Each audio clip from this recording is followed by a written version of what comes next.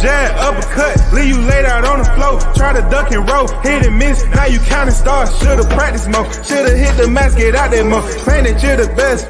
You gotta show me, son. Actions over words, baby boy. Is you real or what? Talking way too much, world come.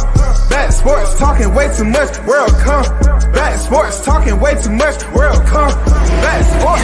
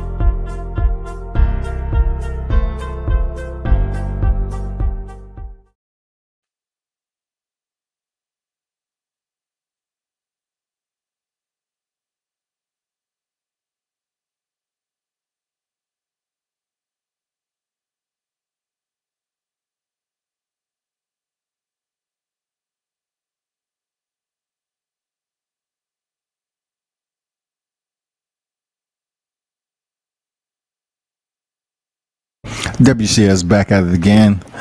Hey, salute to everyone that's in the building. You know, hit the like button, of course. Appreciate the ones that show support.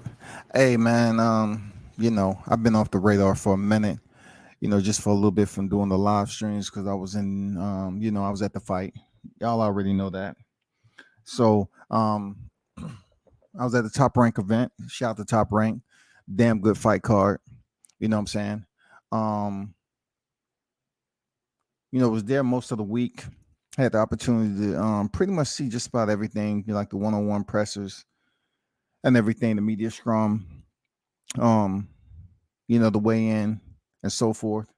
But I just want to say, you know, in case y'all didn't know, it was a damn good time this week. You know what I'm saying? And I got to give a big shout out to Team Tucker, bro. You know what I'm saying? Shout out to Team Tucker. Man, we was able to rock and roll. Me and Shaw News shot the fight. You know what I'm saying? You know, doing media trench work. But I gotta give them a shout out because you know, we was rovering, you know, boots on the ground over there. So I gotta give a big shout out to Team Tucker. Big shout out to Jihad Tucker for going in there. We're gonna get to his fight, going in there and getting it in and winning his 9th professional victory against Jose Luis Sanchez. Jose Luis Sanchez, you know what I'm saying? 11-2-1 fighter, 4 knockouts. So we're going to get to, you know, what all the talk about. I want to start off by saying big salute to Shakur Stevenson. I really don't care what anybody's saying about what they thought about his performance against Hobson Misael. It really doesn't matter. The man is 19-0 right now. And he went to a unanimous decision, and that's going through a rough week. You know what I'm saying? I say that to say this. You know what I'm saying? It's tough being on top. Do this up on top in his hometown again. Had a bad weight cut. He couldn't really drop the rest of the pounds. That's why the weigh-in was, you know, prolonged and it was late due to him trying to make the weight, right? And it would have been tough for him to drop that last 1.6. So he decided, okay, let me tell everybody what I already know. And when I interviewed him, you know, I pretty much tried to, you know, get him to tell me. I wasn't gonna press him for what I already knew. I already got word that he was moving up to 135. If you look at my IG, I put, you know, 135 PFA post-fight announcement. You know what I'm saying? But he missed the weight, so he couldn't leave it to post-fight announcement. You know what I'm saying? But hey, you get to those point in times, you get older, and you know, you're thinking about all these low weights. That shit ain't easy. So the good thing about it is that he was able to rehydrate and still go in there and fight. You know what I'm saying? He still went in there and fought Hobson Misael. He fought him. He didn't make it a boring main event or none of that. But I think most of the people that wasn't covering Shakur this weekend was pretty much, you know, um, just being incompetent as usual, showing favoritism, biasness, and trying to then sit up here and know that Shakur is now coming to 135, where you have names like a Devin Haney, Javante Davis is up there, two big names in the division. And once again, they want to slice the two black fighters in half because it's just beneath us. You know what I'm saying? It's beneath us to really show consideration when two black fighters, or however you want to call them, they end up being on the same path for a collision course. But hey, make no mistake about it. Leave it up to black media. They'll throw all the rocks on the road, the gravel, make it gravel, put broken glass on there. They'll put all the debris you want, bro. That's what they would do. They just can't bring up two fighters into a fight. They sit up here and tarnished and denigrated Crawford Spence. Now they're gonna try to do the same thing for Shakur and whoever they want to link him up to, especially if it's him and Devin Haney. They're gonna start tearing down one fight to build up the next. You know what I'm saying? That's the pathetic standard operating procedures that goes on in these type of communities. You know what I'm saying? They want to be considered as legitimate media structure, but it just isn't. It just isn't, y'all. And y'all have to take it for what it's not. Take it for what it's not. Don't take it for authenticity. Take it for reality TV. Take it for goofball, clown, carnival.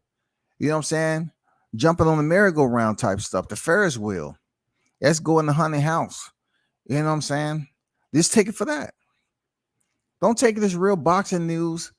And, when they say they want the best to fight the best, no, don't take it as that, because they really don't, the way they go up here and dog out the fighters. Seriously.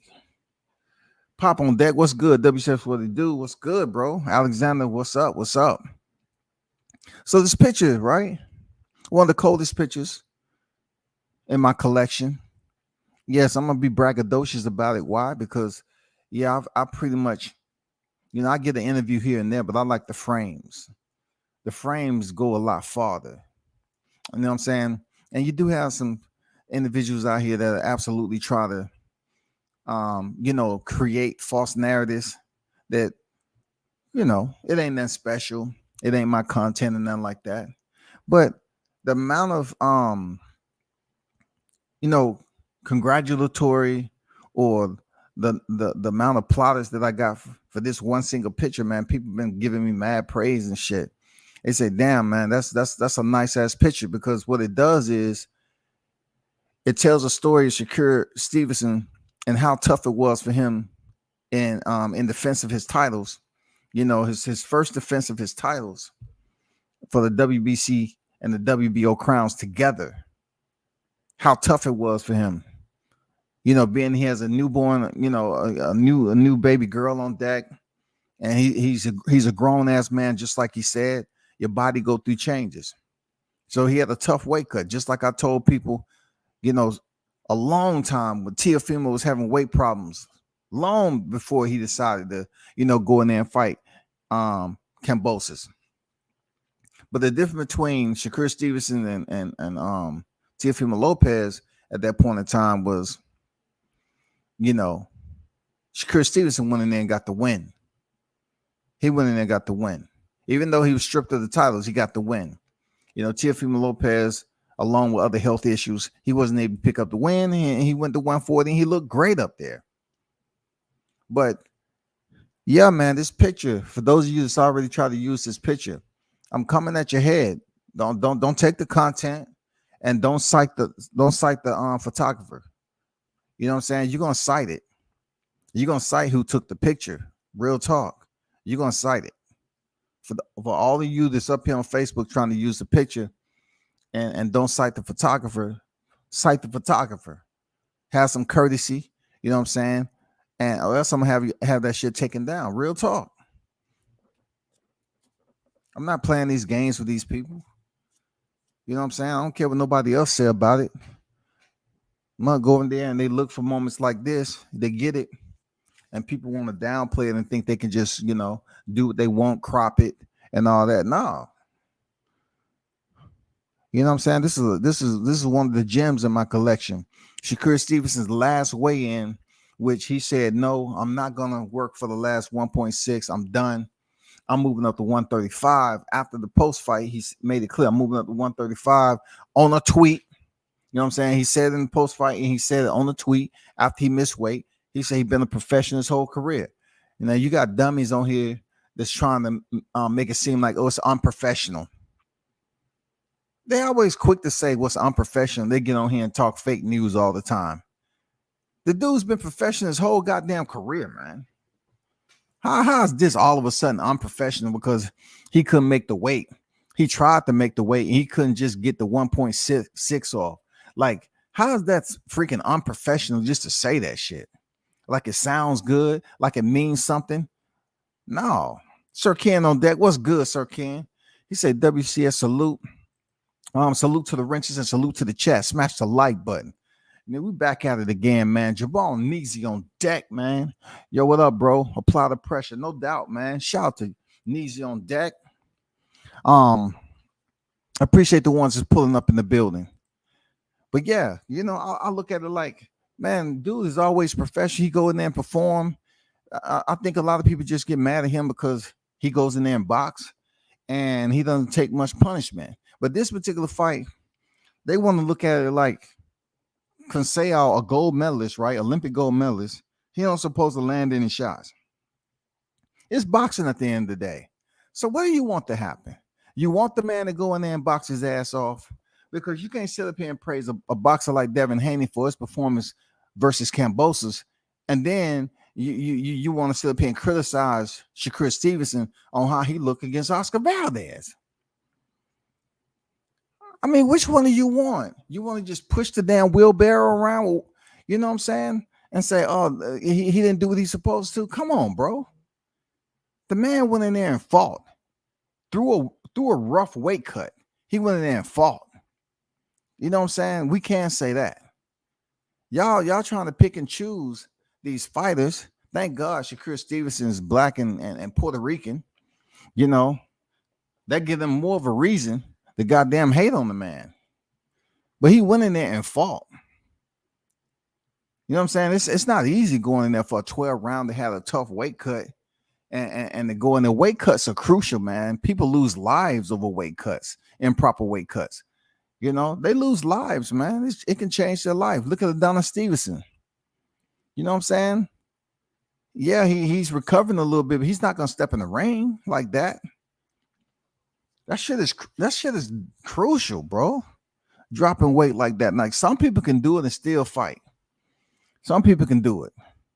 You know what I'm saying? To see Rigondeaux be as old as he is and drop down to 118, that's just crazy. His body is able to do it at his age. It's just incredible.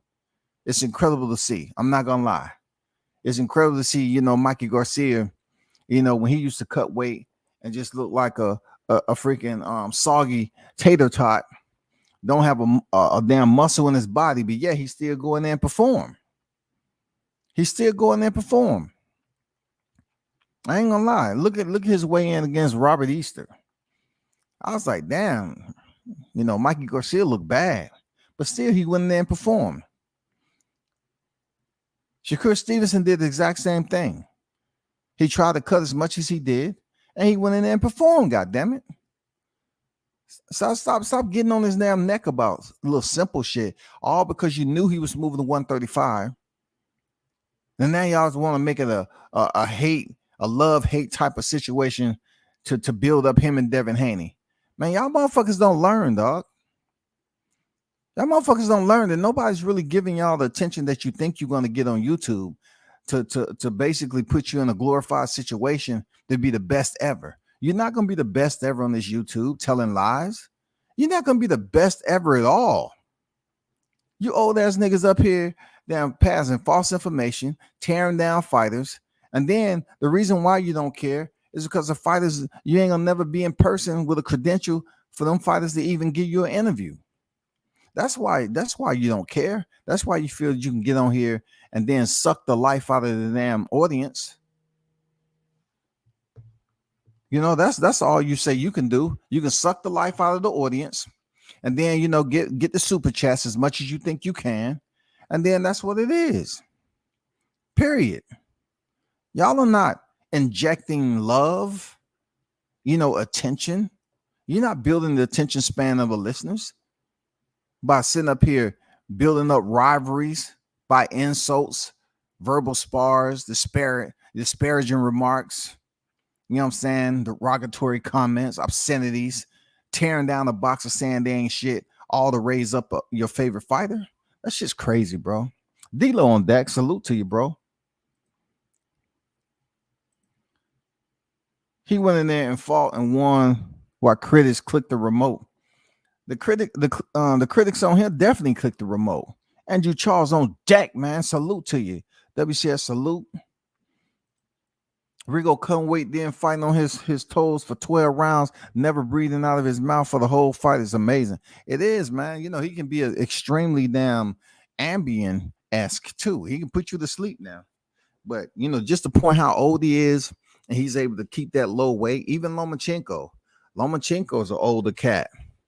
You know what I'm saying? And making weight at 135. He's a small dude, but still, you have to look at it.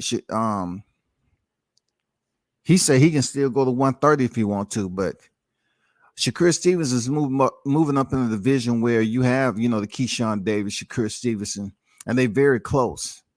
You're gonna get these YouTube cats. They're gonna be trying to put Keyshawn Davis, Shakur Stevenson against each other, and guess what? This shit ain't gonna happen, bro. Those two right there, very close, extremely close, man. You're not gonna get those two brothers to fight each other. And they won't be campaigning to 135 together as long as you would like either, just so you can get on here and talk about, let's create some thumbnails. Keyshawn Davis versus Shakur Stevenson. You know what I'm saying? It's going to be two ways. They're going to take their favorite fighter. This just says Devin Haney, right, 135, and they're going to try to either push him on Keyshawn Davis, or they're going to, kind of tear down Shakur Stevenson like they already doing. I heard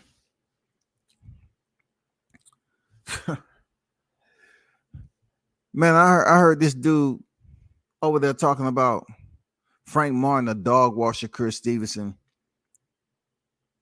BF, you sound stupid. You sound absolutely stupid. It'll be quite the opposite, to be honest with you. It'll be quite the opposite. I know he's Errol Spencer's fighter, and I know you believe that he'll get dog, saying it out your mouth that it's true, but it ain't. That shit is so untrue. You know what I'm saying? It doesn't even make sense, just like your internet connection. It makes no sense at all, bro. When you said that shit, people couldn't take it serious. They said, oh, that's dial up. It might be a thunderstorm outside. Go check it. No, I'm on Wi-Fi. I don't have it. What? Most people on Wi-Fi, but he's plugged in physically. You know what I'm saying? So a lot of shit that he's saying can be for that reason. He's actually have a physical connection when 99.9% of the world is running off Wi-Fi. But to say that Frank Martin would dog walk Shakur Stevenson is lunacy, stupidity. It's a pitiful effort and trying to once again raise up, the Errol Spence, the Queen of Spence fanatics, the Spencerholics, and whatever fighter that's attached to them to say, yeah, Frank Martin, after watching Shakur Stevens' performance, he would dog walk him. Shit, it would be opposite. It would be the absolute opposite. Shakur Stevenson would have an easy go at Frank Martin. Frank Martin don't want Shakur Stevenson 135 like that. And then we have to see how he looks against Chris Colbert. Let me keep it moving, though. I'm going to come back to Shakur. Keyshawn Davis, man, god damn. Look, Omar, his opponent, this guy is one of those rescuers. He's a legitimate man's man. Like, dude is real talk. He does some incredible shit in his personal, his real life that a lot of us can't do. But Keyshawn Davis went in there and put on a motherfucking show, dog. I'm telling you, he on a different vibe, bro. Keyshawn is on a different motherfucking vibe right now. You can tell in his and his aura, his confidence level, his ego. You can tell how he's moving. He moves like he's already on that superstar status.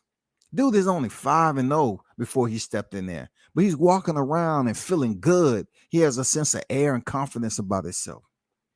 He goes in there and stops him. I mean, legitimately stopping. And his opponent, Omar, was being dirty. You know what I'm saying? He was trying everything in the book to goddamn, ruffle the feathers of Keyshawn. I'm gonna tell you, Keyshawn is about to make some fires. He's about to start some fires at 135, man. All they're gonna do is they're gonna try to put Shakur with Devin Haney link up. They're gonna try to put Keyshawn Davis against Gervonta Davis because they're gonna hate. They on this Shakur Stevenson hate parade right now. So whoever's attached to him, they're gonna say, "Oh, Keyshawn's attached to Shakur Stevenson and Crawford, Team Crawford over there at B&B." So the YouTube community is gonna continue to spread this pepper. You know what I'm saying? They're gonna try to throw salt every time they get. They're gonna try to say, "Oh, he should be fighting Gervonta, or he should fight that person."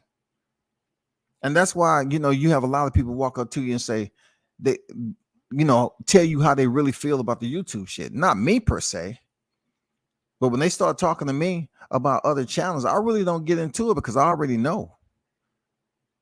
We're not talking about other content creators. We're talking about people who are in boxing, who has something to say about certain things. You feel me? But y'all, if y'all sliding on Keyshawn Davis, man, good luck with that. Dude is on some other type of airtime right now. That's what I'm start calling it. Keyshawn Davis is on some different airtime, bro.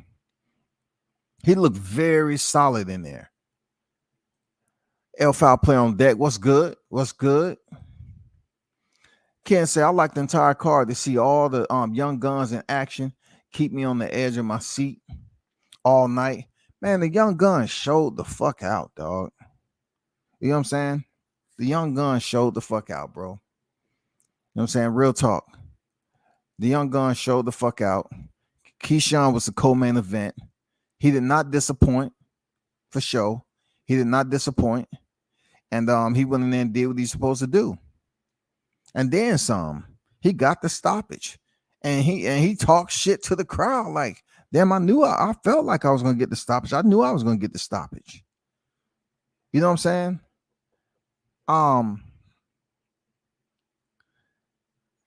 Jamel Herring has a fighter, Misael Lopez. He went in there and fought Orlando Gonzalez to unanimous decision win. But I'm gonna be honest with you, man. I know a lot of people are like slipping on this dude because they don't know him that much, But Misael is 14-1 right now with 5 knockouts. When you want to talk about slick. Y'all need to pay attention to this guy. He's entertaining as hell, man. Dude has been hanging out somewhere, man. This fighter, Misael Lopez, is a very entertaining fighter, man. Y'all need to pay attention. Y'all really need to pay attention. He's a very slick fighter. I liked his fight, man. I'm pretty sure I got some good pictures. I'm still in the process of editing some pics and everything to try to get him out there. But dude, I'm telling you, y'all need to pay attention to this dude that's Jamel Herring's fighter. Pay close attention to this guy. This guy's been learning. When I tell you he's been learning, he's been freaking learning, bro. Seriously. Dude is super slick. You saw him doing the Philly shell. You saw him slipping punches, resetting, coming back with counters. I mean, his punch combination is slick defense. Man, I got to give it up to him, man. It was entertaining watching him fight, man. Real talk. Jalen Phillips and Antoine Cobb out of Chicago went to another draw. You know what I'm saying? They went to another draw.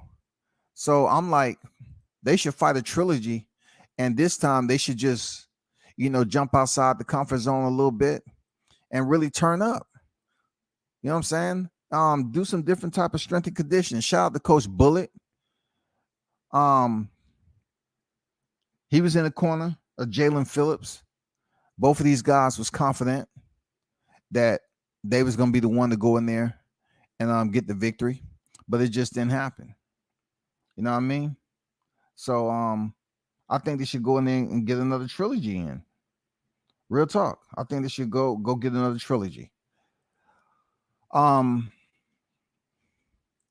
out to D-Lo 44 Boxing with a $2 super chat. I just want to refresh your super chat. Man, y'all tripping. They tripping. He said he wanted to refresh the super chat. God damn. No, he didn't. He said he wanted to refresh the super chat, man. God damn. Appreciate refreshing the super chat, man, because you know how that go. You know what I'm saying? The connection get a little bad sometime, and you say, God damn, why I don't see those colors popping up? The yellow and orange and blue and green and all those Skittle colors of the super chats just raining in. D-Lo on his comedic. Gene Gomez, what's good? What's good? Salute to you. Good to see you over here again, there, Gomez. Frank Martin is too green to be effing with Shakur. Shakur is also on another level. Pedigree matters. Talk to him. It's just incensed. You know, you can become incensed if you really take this too serious to hear people talk. But Shakur Stevens is an Olympic silver medalist, right? Has anybody come close to dog walking this guy? Just to say it and then have those individuals hear what you just said and agree. It just goes to show you that you have individuals that may be the age adult appropriate, but they're not. You know what I'm saying? Their maturity is still in an embryonic state. They're not really adults when it comes to processing cognizant information and say, you know what, he's just bullshitting around. Or they might just say, oh, he's bullshitting, but or they bullshitting, but I'm still gonna act goofy as shit. You know what I'm saying? While my kids in the other room, I'm gonna sit up here and be on some dumb shit. You know what I'm saying? That's why a lot of these cats can't even sit up here and talk boxing and be taken serious, because they say too much dumb shit online. So if they ever was to have a debate, right? People are gonna screen record the dumb shit you've been saying. So you can't come in here and say, well, and you know, it all depends on recall memory too, because a lot of these cats don't really go at what somebody said off topic, which should be inserted into a debate. Hold them accountable for what they said off topic. You know what I'm saying? If what they not off topic, but outside the debate, if they said something that's debate pertaining to the topic, they should be held accountable for the dumb shit they talking. Bruce Carrington, and shout out to Bruce Carrington going in there and defeating Jose. Bruce Carrington is another cat that's on the airtime. These dudes are on different time, man. This young guard is coming. This young guard is on different airtime, man. These guys are super confident. You saw Bruce Carrington go in there to weigh in. He was giving the women, you know, something, and his fans something. He said, I'm coming in here, goddamn, looking like LL Cool J video. Even over or down and shit for the cameras. Hey, man, you got to build your brand. You got to do shit to have people look at you. You know what I'm saying? You got to build up some type of entertainment value. Why not, man? You don't have to be serious all the time. You know what I'm saying? That's what it's about. Shout out to Shoo for going in there, man. Man, they was goddamn cheering the shit out of these guys, man. This new guard, you know what I'm saying? The new Lions, man, that's on the hunt, man. This shit is crazy. I be who I be. I thought Shakur was more disciplined, but I guess he been heavier than he thought. Man, it has to do with age, man. You know, some of these cats that get bigger, you can't stop it, man. Like, you have to look at what he was able to do at 130. He unified, bro. What else do you want him to do? Go out there and stay in a weight class too long and take a L? What's better? Dropping the titles on the scale or taking the L? I know the shit rhymes, but come on, do tell. Let me understand. Help me understand, man. I need more to put into my story. You know what I'm saying? It's much deeper than glitz and glory. You have to go in there with a mindset of maturity. You want to continue to try to make 130 and then take a L, and then people start damn criticizing you again and say, "Oh, you overhyped. You overhyped. There he is. I know he was overhyped." No, man, Shakur is very, very talented, bro. These dudes you seen fight on this card, man, they're very talented fighters, man. Jahad Tucker went in there against Jose Luis Sanchez, man. Jose Luis Sanchez was 11-2-1. Jahad Tucker went in there and went 8 straight rounds, man. They switched up the game plan. That was by design. That was by design. Because he's been in there, going in there trying to end fights early and ending fights early. But him and his team, he went in there to work on, what they trained in this camp, to put rounds in. That was by design for him to go in here and work on his jab and just work on being patient, his space, not just going in there, turning up and pressing the gas and firing on all cylinders, just to show people he can box, they'll just work on some things. And he did it against a highly skilled veteran in Jose Sanchez, man. Sanchez was game. Man. You got to give Jahad Tucker, his props. He's still growing in the game. But the shit he does in there, man, is very rhythmic and beautiful to watch. You know what I'm saying? He goes in there and show you he can look awkward, but he's totally in control. How some people will sit up here and complain that he leans forward and he's shorting his stance. He's shorting himself in the fight when he should be fighting tall. Everybody that's tall don't fight tall. If you're going to use that narrative, then you can say Sebastian Fundora, the way he boxes on the inside, he doesn't fight tall, but he's so damn tall, to some fighters, it don't fucking matter. But Jahad Tucker went in there and got that in, man. He went in there and got it in, and people can say what they want, but if you don't hear what's going on behind the scenes with the team and hear what the game plan is before the fight, you won't know. You just sit up here and say, "Oh man, it looked like he had a tough." No, he didn't. That was by design for him to go in there and work on his skills and work on what they've been working on. That's all. Because you saw Timothy Bradley, he didn't have him in the top 10 prospects, the new prospects, and yeah, of course that was mentioned in the fighters meeting, because that's lunacy to even consider that Jahad Tucker is not in the top 10 of the top rising prospects. Come on, man. It's senseless to think that we took him serious.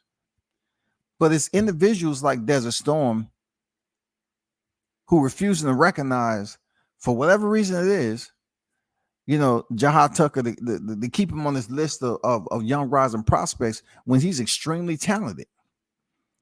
The way he slip punches and, the way he move in rhythm, and he can absolutely box, man. He's very, very talented fighter.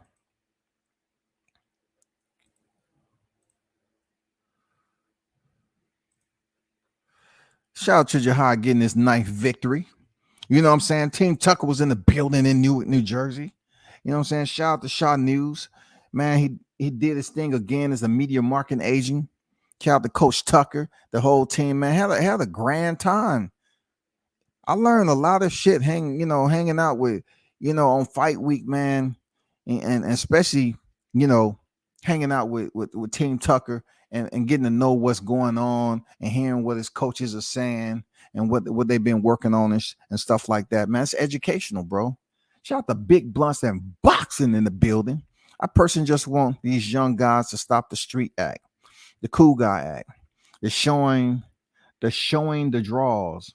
Oh, saying the N-word at the press conference, the hand signs and shit. Keep it professional. Well, let me say this. I know you're talking about. Okay, if you're talking about Keyshawn, that's not gang signs. That's just, he say it's for his brothers. It's Keon and Kelvin. You know what I'm saying? The three Davis brothers. That's what it's for. That's what he said it's for. who am I to go against what he's talking about and say is something else related? Because I'm outside the scope of knowledge to know if he's just using it as a blanket for what the message he's really trying to send. No, I don't get that. I'm gonna take him for what his word, because that's the brand they trying to build. That's the only thing I can say, OG. You know what I'm saying? I can't go against the grain on what he's doing, but with the pants and everything. Listen, you're talking to somebody who's much older, right?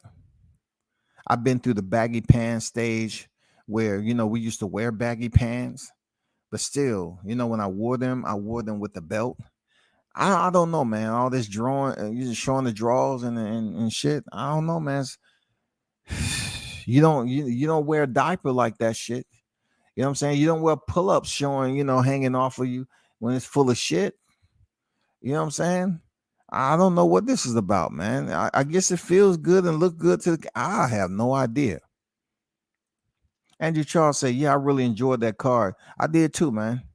Keyshawn has just looked like a whole new man this year. Very impressed. Man, Keyshawn looks strong and he looked confident. You know what I'm saying? What you seen in this card was a bunch of young rising lions in the sport. You know what I'm saying? Even Shakur Stevenson, 25, he's still a young rising lion with 2 weight divisions. Keyshawn Davis, a silver medalist. You know what I'm saying? They released him from the Olympic Center and then had him come back to fight for the gold. He got a second chance and now he's running away with it. You know what I'm saying? He's running away with it, bro. I don't go there to get in these dudes' face and try to be cool with them. No, I've never been like that in life, but I will if they willing to converse and have a dialogue. I'll chop it up.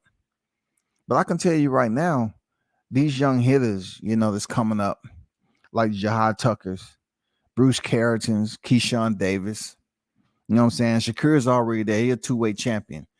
He's still a young lion though. He's only 25, but they on a different level, man. They on a different level. Real talk. Floyd Cashflow Diaz, man. Shout out to Cashflow. Dude looked better than he did last fight. Of course, the opponents was different, but man, he looks strong. He's continuing to show that he can really box. You know what I'm saying? The only thing I would suggest there, Floyd, is stop headhunting so much. Like, you did hurt your opponent, but go to the body. You know what I'm saying? You can get that knockout. Just commit to the body work sometime instead of headhunting so much. You can box your ass off, man. Cashflow can box his ass off, but he just needs to stop headhunting. You know what I'm saying? Some fighters get enamored with the damn, pinpointing the head and trying to get the knockout because it feels better to them to get the stoppage. No, man, you go the distance, you go the distance. You know what I'm saying? Jahad Tucker went the distance. You know what I'm saying? He's only 19, y'all. He's only 19.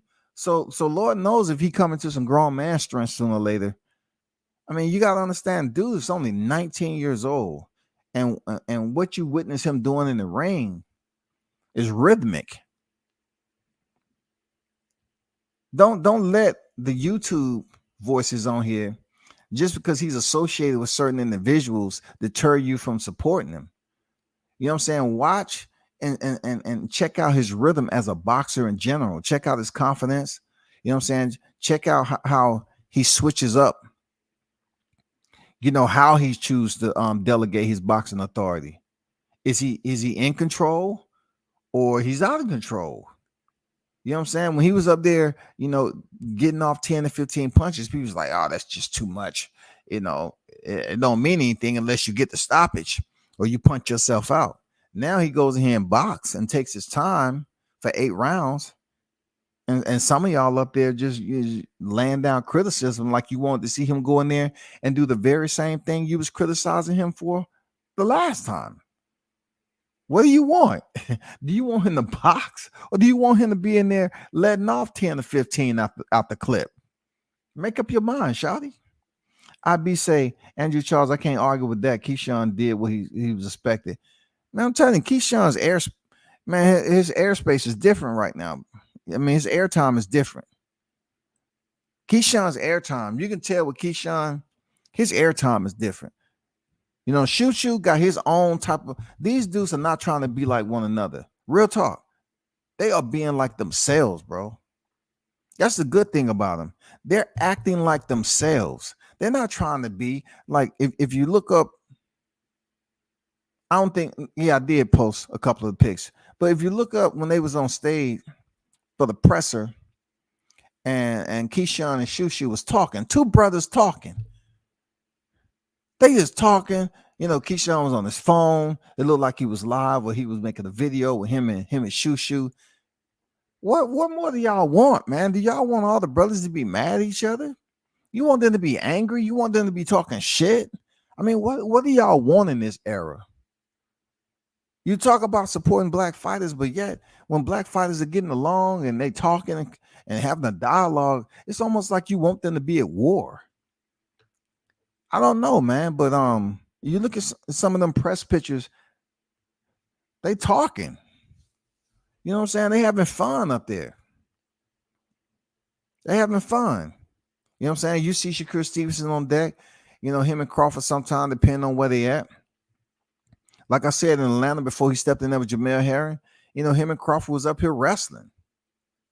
And the lady from Top Rank was about to have a heart attack. He's like, oh, no. I mean, they was literally wrestling. The same thing I showed you when Crawford was wrestling in the elevator and playing around in the elevator. This is before his WBO championship fight, y'all. Y'all want these brothers to get along or be at each other's throat. You need to make up your mind. Check out the pics of, you know, Jahai and his team and his family, man. They always link up and pull up in numbers. Y'all should be praising that shit. Because most of the time when it comes to us as black people, they find something exactly what we see on YouTube. Going to each other's necks. You know what I'm saying? Talking some negative shit. And they ain't going to stop. But I'm saying on the boxing, for the boxers, when they're doing something that's positive, man, give them a salute, man. Say something positive about them. You know what I'm saying? You know, leave a comment on. I know y'all be checking out my content on IG. I know y'all do. I'm heavier on IG than I am on YouTube with content. Goddamn, speak to the fighters. If I post a pic out there for the fighters, at the fighters, goddamn it.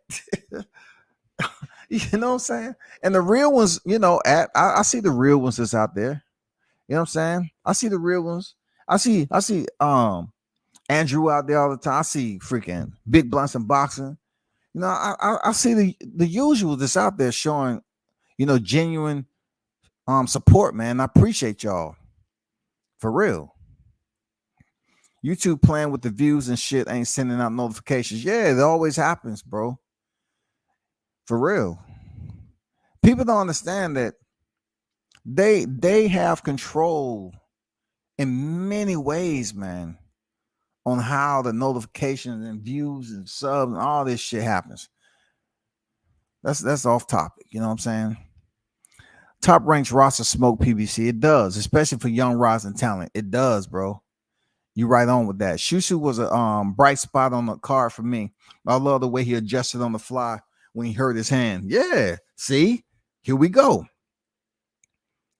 Not many people are going to talk about that. You know what I'm saying? The same thing when we seen Gervonta and Esau Cruz. All they want to do is, Gervonta, he couldn't even knock out the smaller Esau Cruz. But he told you he hurt his left hand. And then y'all turn around and act like he was lying. I'm saying, Jesus Christ, man. It must sucks being a fighter that's trying to make it up, you know, climb himself up the ladder. He's going in here, you know, putting his bodies through the rigors of training, breaking it down, building it up, breaking it down, building it up, breaking it down, building it up. Going traveling, sparring, getting ready. Nutritionist, cutting weight. Going through the dang weight cut. You know what I'm saying? Going through times like Shakur Stevenson right here. going through these times on a weight cut, putting in all this damn sacrifice, only to hear motherfuckers talking about you on this shit. You know what I'm saying? That picture tells a million words to Shakur Stevenson. His last freaking weight cut at 130. And that's probably, a lesson learned with him. That's all. That was a lesson learned with him. But when I'm there, I'm looking around, I'm scanning the area for shots like this. I'm scanning the area for shots like this, man. And Stevenson looked miserable. But he still went in there and performed once he started to hydrate. Shout out to Stevenson, man.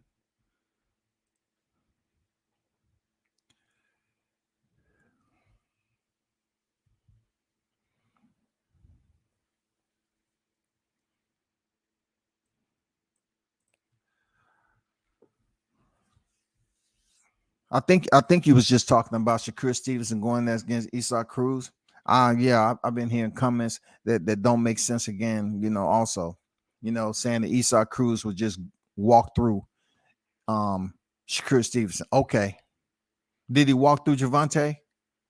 Did Isaac Cruz walk through Gervonta? You're gonna take a sound-minded boxer.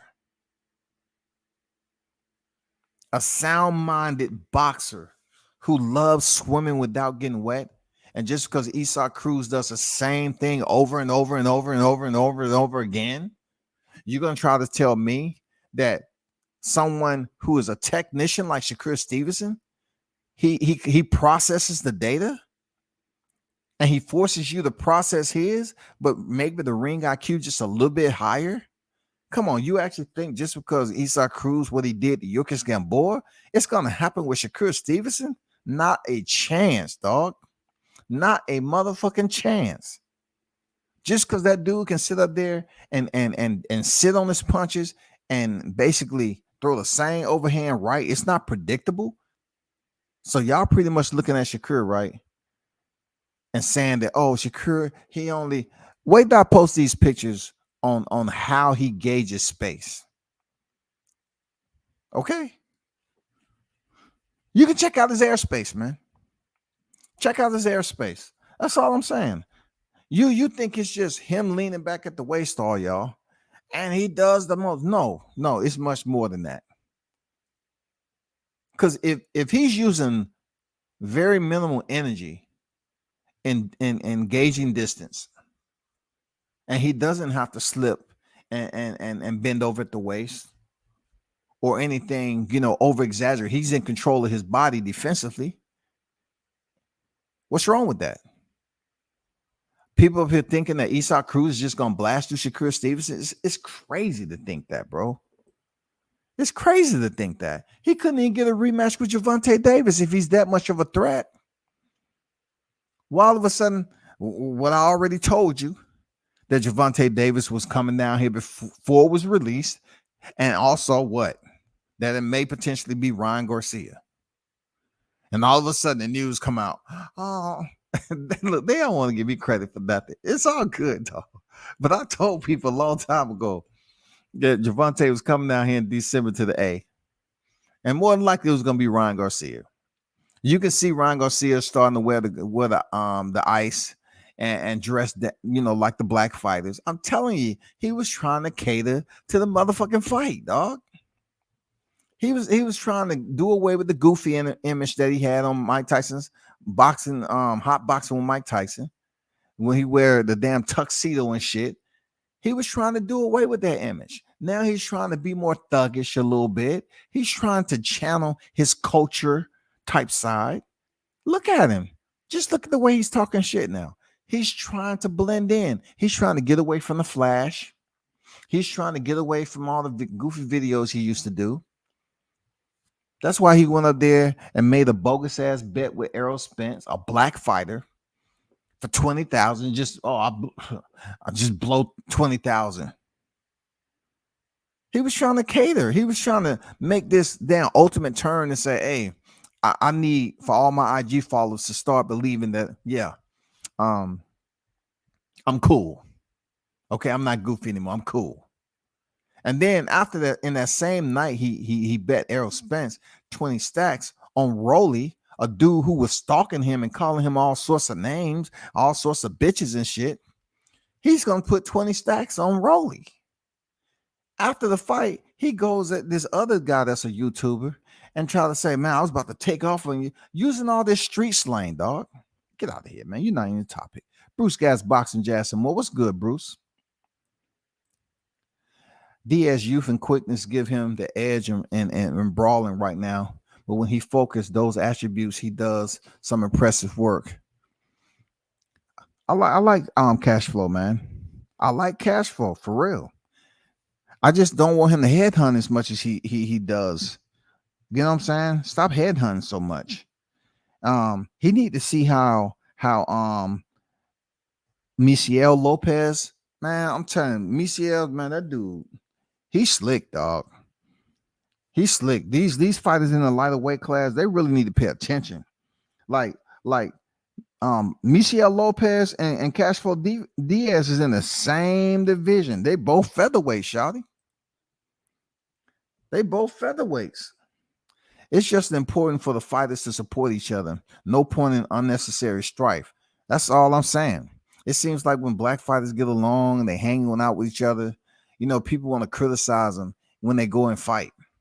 You know, they want to say they trying to clout chase. No, all these dudes are on the same rhythm and flow. You know what I'm saying? I'm talking about the Keyshawn Davis's, Shushu Keratin. You know, they have a little bit of elevated status. Y'all hold on for a second. Hold on for a minute.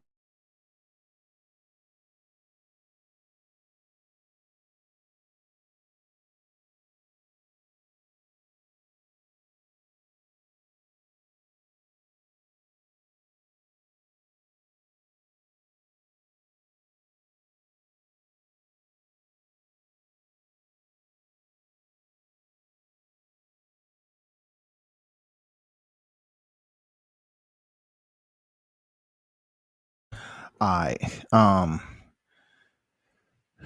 totally agree with that, D-Lo. Totally agree with that. Totally agree with that. Cruz walked through a couple of direct hits from Tank. He did, but you have to understand, you know, Tank Davis, he has a lot of tread on his body too, man. He's been knocking motherfuckers out since, you know, for a long time, dog. So it is what it is with Tank, man. He has to keep that bone structure healthy too. You know what I'm saying? I mean, we don't know how these fighters are. We don't know if even Isaac Cruz, as much as he load up on his punches, if he has hand problems or not. At the end of the day, bones is bones. Ligaments, tendons, and all that shit. Nerves. Boxing is a tough sport. You got to remember that. So just because we don't feel it back here in our living rooms watching them fight, you know, we can't sit up here and feel the pain that they're going through. But when it comes down to it, man, you got to ask yourself, how long is Isaac Cruz going to last in boxing without really starting to work on his skill set, just like Jahai did yesterday? When you start to learn how to just pop 2 or 3 jabs at a time, move around the ring, instead of just trying to load up on every freaking shot, man. You know what I'm saying? I thought Misael kind of loaded up. For him to be an Olympian, I just felt that he loaded up too much. Like, this dude was just wasn't working behind the jab a lot, in my opinion. I was looking through the lens, so I haven't really had the opportunity to just, you know, I was looking at frames. When you're looking through a lens, you're not really looking at the fight. You're looking at movement. So I really can't assess the entire fight, but I did see him loading up a lot on the replays. IB said, my bad, I'm late. Salute WCS, watching my Ohio State Buckeyes put in work. All right, for sure. I got a real good friend of mine in Ohio. Tank had the hamburger helper hand after that fight. Setback said Tank could only use his right in camp. Man, that's a heavy hitter right there. Tank is a heavy hitter. And the one thing that a lot of people know, like, you know, you look at the size of these heavy divisions, they say, okay, you got more weight on it, you got more muscle. I'm telling you, that's true. It all depends on what God bless you with. You can't come in here like Paulie Malignaggi and say, you know what, I'm gonna build myself up into a power puncher. No, you ain't gonna do that shit. That ain't gonna happen, brother. You ain't building yourself up. Now, you might come into, like, if you're a youngin, 17, 18, you grow into that strength, and all of a sudden you now growing into a man. Hey, that might be it. You might get it that way, but a lot of these fighters out here this damn time are not one quitter hitters. Like, seriously, they're not Tank Davis. You can tell they're not Tank Davis. And for some of these fighters, like, look how much they criticize Devin Haney for being a pure boxer. You know what I'm saying? They were criticizing for being a pure boxer like that. They criticized Teofimo Lopez for what he does, but Teofimo, he does have a knockout power. You know what I'm saying? But people have to stop like linking fighters up to one another, even if they left the division, even if they ain't in the division. Shakur Stevenson is not a knockout artist. You know what I'm saying? Keyshawn Davis, man, I don't know. Keyshawn Davis, he might be growing into something. I'm telling you, I've seen that dude leave his feet. Keyshawn Davis, man, I'm telling you, he might be growing into something, man. He might be growing into something because dude has a physique that fits his boxing style. He might be growing into something. John Tucker might be growing into something. I mean, these some young dudes, man. What if us just be talking the talk? Ryan is a big boy now. Yeah, Ryan is supposed to be at 140. I'm glad he left 135 and moved to 140. Real talk. I'm glad he just didn't stay there. Just like Xander Zayas. He moved from 47 to 54. He got the fuck up out of Dodge. He said, it's time for me to go. You know? What did you think of Joseph Parker? I don't know what the hell to think of Joseph Parker, because listen, I never quite understood why he just survived against Joshua, first of all. And then he turned around and take an easy fight. Like, I'm just talking about his decision-making process. He takes an easy fight against, I'm gonna say an easy fight. He take a very quick fight against Dillian White. I don't know about Joseph Parker, why Joe George destroyed him like that. I don't fucking know, bro. Like, you're talking about somebody who has where he's from, man. They have this tribal type of tradition. I don't know what's going on with Joseph Parker, man.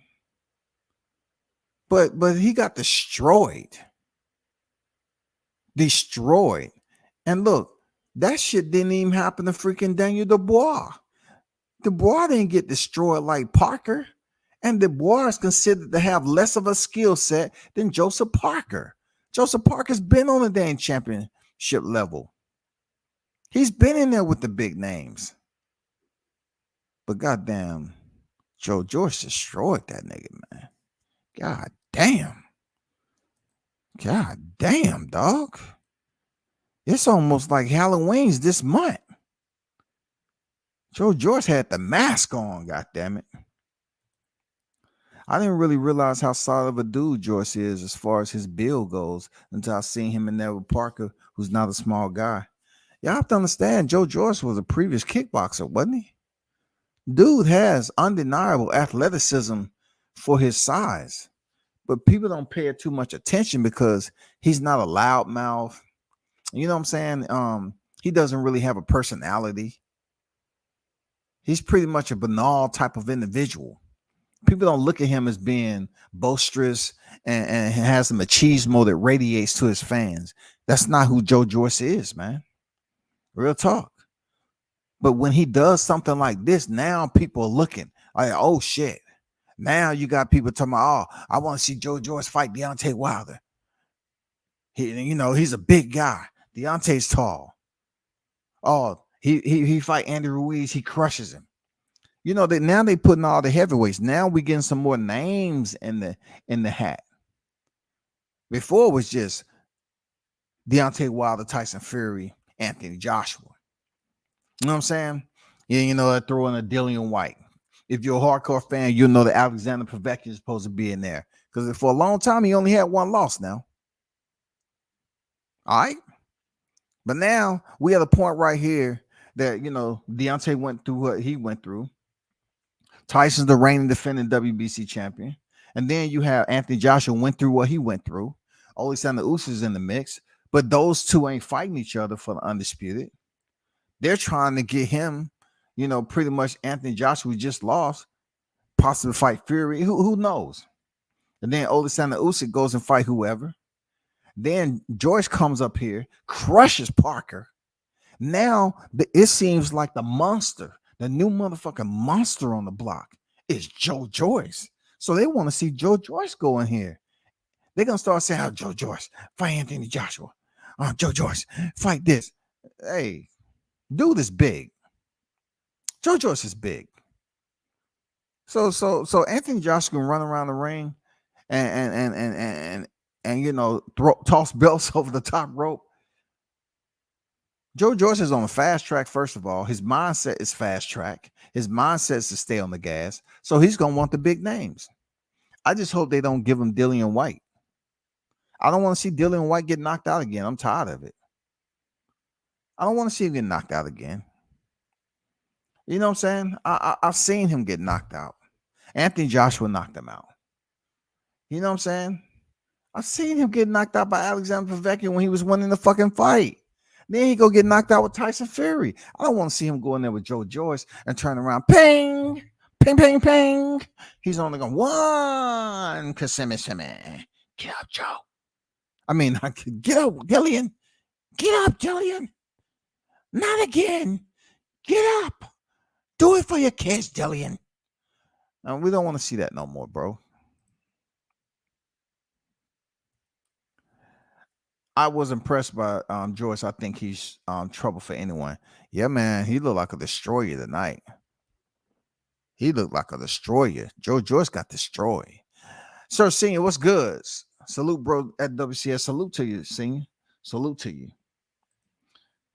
But, shout out to Shakur Stevenson, man, going in there and getting his victory for getting it in. I mean, 2 Olympians went in there and battled. Give it up for 2 Olympians, went in there and battled and got that work. And that's what people need to be talking about. But yet, it just seems like they more so trying to talk about the division he's moving up to and talking about how he's not this and not that. Shakur Stevens can box his ass off. If you're trying to now put a rivalry with Devin Haney and Shakur Stevenson, the only way to settle this is they both fight because they both can box. They both are not knockout artists, but they both can box their ass off. Period. Both of them can box their ass off, man. Both of them, when it comes to boxing IQ, are on a high level. Period. And now that he's definitely at 135, I'm telling you, oh my God. T.O. leaves the division. Ryan leaves the division, and the other Lions are already there. Keyshawn's in the building. You know what I'm saying? Shakur Stevens in the building. Devin Haney is the reigning defending unified undisputed. He's in the motherfucking in the building, sitting on the crown, sitting on the throne. You know what I'm saying? You still got Vasil Lomachenko at lightweight. Gervonta Tank Davis at lightweight. Now the division is about to erupt all over again like it was before. I told you the new guard is going to turn over. The same shit is going to happen with 147, bro. The same shit is going to happen with 147. Give it time. Just give it time. It's going to happen. But right now, 135, man. You know what I'm saying? Mount Kilauea, it's about to start bubbling, goddammit. This division is hot. It's hot, man. It's hot. Real talk. It's a very hot division. Speaking of 147,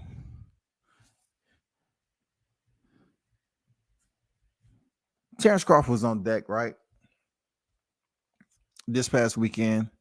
Initially when I spoke to Bo Mack, he didn't want me to ask any questions about Terrence Crawford, which I'm used to, being retired military. You get a feeling of respect for what, if you're trying to source information from someone, you have to have a depth of respect if they choose to restrict it, restrict the dialogue, then you respect it.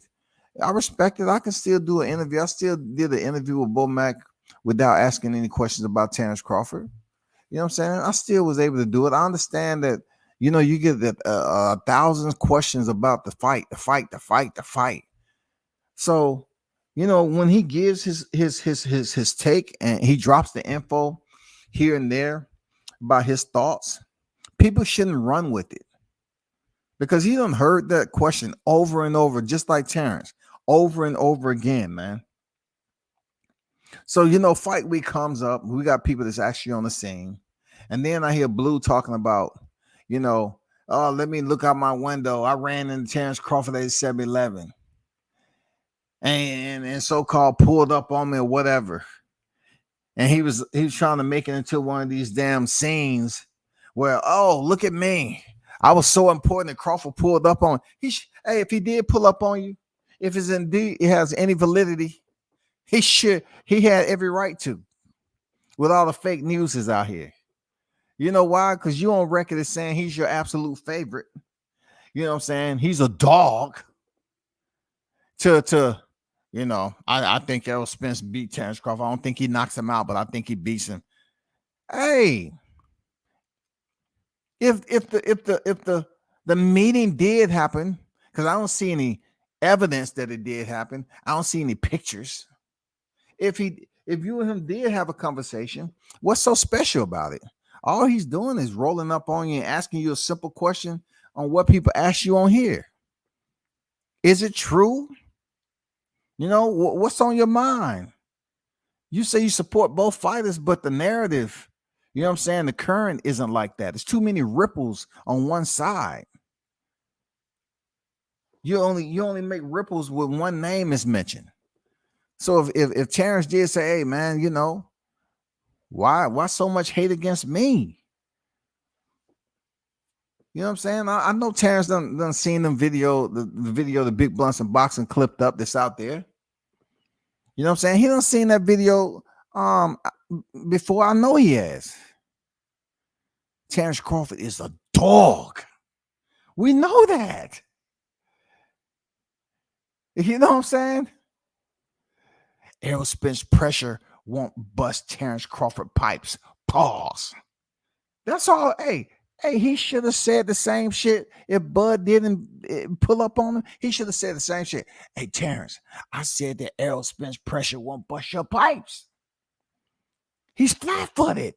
He can't fuck with you, Terrence. Listen, brother, off camera, dude, I'm just doing it because they forcing me to. I'm in too deep. Tell him, Blue, I'm in too deep. I'm in too deep. I don't want to lose my members, them loyal members, man, that want to hear me dog Terrence Crawford out. I don't want to lose them. I don't want to lose my Errol Spence supporters. Man, you got to be real with yourself, bro. I mean, dude, I'm telling you, man. Ask anybody who see me. I go there and I work. I ain't going there. I'll take a picture, real talk, especially with Terrence Crawford. Every time I see him, he give me a picture, I'll take it. I rocks heavy with Crawford, just like you'll see the picture out there with Jahai Tucker, Team Tuck. I'm going to take it, dog. Yes, I am. You know what I'm saying? Deontay Wilder, all the pictures, Teofimo, all these pictures, Michael Williams Jr., man, all these boxers that I had the opportunity to cover. Yeah, I'm going to take a snap with them, but I'm not going to create no stories. Like, I'm not going to go up here and create a story just to boost me up. Like, it's not a time that me and Crawford's had a conversation. It's not I tell people all the time, like, I can converse with the people that I can converse with, but really, I'm a state of myself type dude, man. As much effort as y'all ever got out of me is on this YouTube shit. I'll talk if I have to in defense, but I stay to myself type person, man. But I keep my circle small, and those in the circles I'll communicate with, no doubt. But I've never been type of dude that ran around with 10 dudes around me just because it felt good. But I just don't see, what are we supposed to do with this information, Blue? What you want us to do with this? Because if it did indeed happen, what do you want? What do you want the people to know from it? Like, what do you want us to take from Crawford asking you that? Because if you was out there as a heavy Crawford supporter back then, what changed? The man is still undefeated. This is what I'm asking you, Blue. The man is still undefeated. If you rock with him then when he was undefeated, what changed? You got to stand on your own 10 and hold down your own square, all the corners. If you chose to sell out and commit to being an Errol Spencerholic just because they want to push the narratives against Bud, well, guess what? Don't be surprised. Don't get on YouTube talking like we supposed to glorify that Crawford identified you, dog. Kudos. I mean, goddamn, somebody go find a bubblegum machine and give him 2 gold rings out that motherfucker. Like, what do you want us to do, bro? Y'all know y'all pushing bias ass narratives on Bud Crawford. If you was rocking with him heavy, he was undefeated. He's still undefeated. What changed? What made you change over the Spence? What? It can't be because he took some L's. It can't be that he performed any less than what he was. So if he wanted you to explain something, you should have explained it to him. But I don't know, man, what's up with y'all cats, man. Y'all talk about cloud chasing all the time, but to get up here and speak on another grown man, to my it was right there in front of that 7-Eleven. That's where he saw me at. I get it, bro. You love being in front of the camera. You want to be talked about. You want people to identify. Okay, I get it, bro. Some of us, move in the shadows just the same. Some of us, like myself, we don't have to have people mention our name. But when people do mention and give you a compliment, you let them know how appreciative you are. I get it. But the other dudes that wants to be popular in life, I don't need it. But I understand they do. You know what I'm saying? And shout out to Team Crawford if he did, ask you that question. Because the video is out there, bro. You was a heavy Terrence Crawford fan. Guess what? Somehow that shit changed. Joyce got hit way too clean to fight AJ Wilder Fury Usyk respectfully. I look at it like this. He probably felt that Joseph Parker couldn't hurt him though. You know what I'm saying? Like he was on his Joe Joyce was on his demon time, man. He was on his Terminator time. For real. White needs no more concussions. He got a payday recently. Nobody questions his heart. Time to hang it up. Nobody questions Dillian White hard. But when you start getting blasted out like that, it's a concern. When you're ahead of the fight with the Ola Povetkin, when you're ahead of the fight and you've earned knockdowns already, guess what? And you get dropped? Come on, bro. What's going on? You having a lapse? You can't stay focused in a fight? Stevenson is the truth. I think he beats all the young guys on the 147. Man, he is. He's the truth, man. I understand totally what you're saying. I agree. He is a problem, bro. And to say up here Frank Martin would have any type of contest with him, bro, you are absolutely delirious, bro.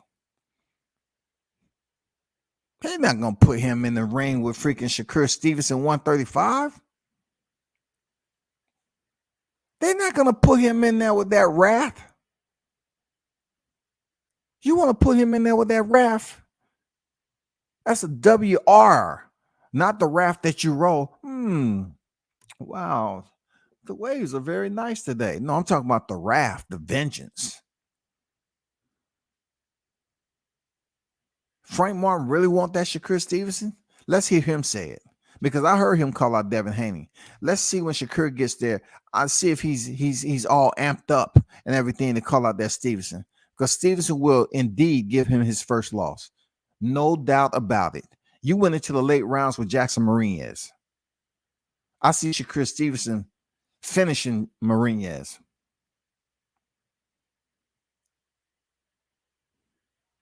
Not no TKO shit. I'm talking about finishing him.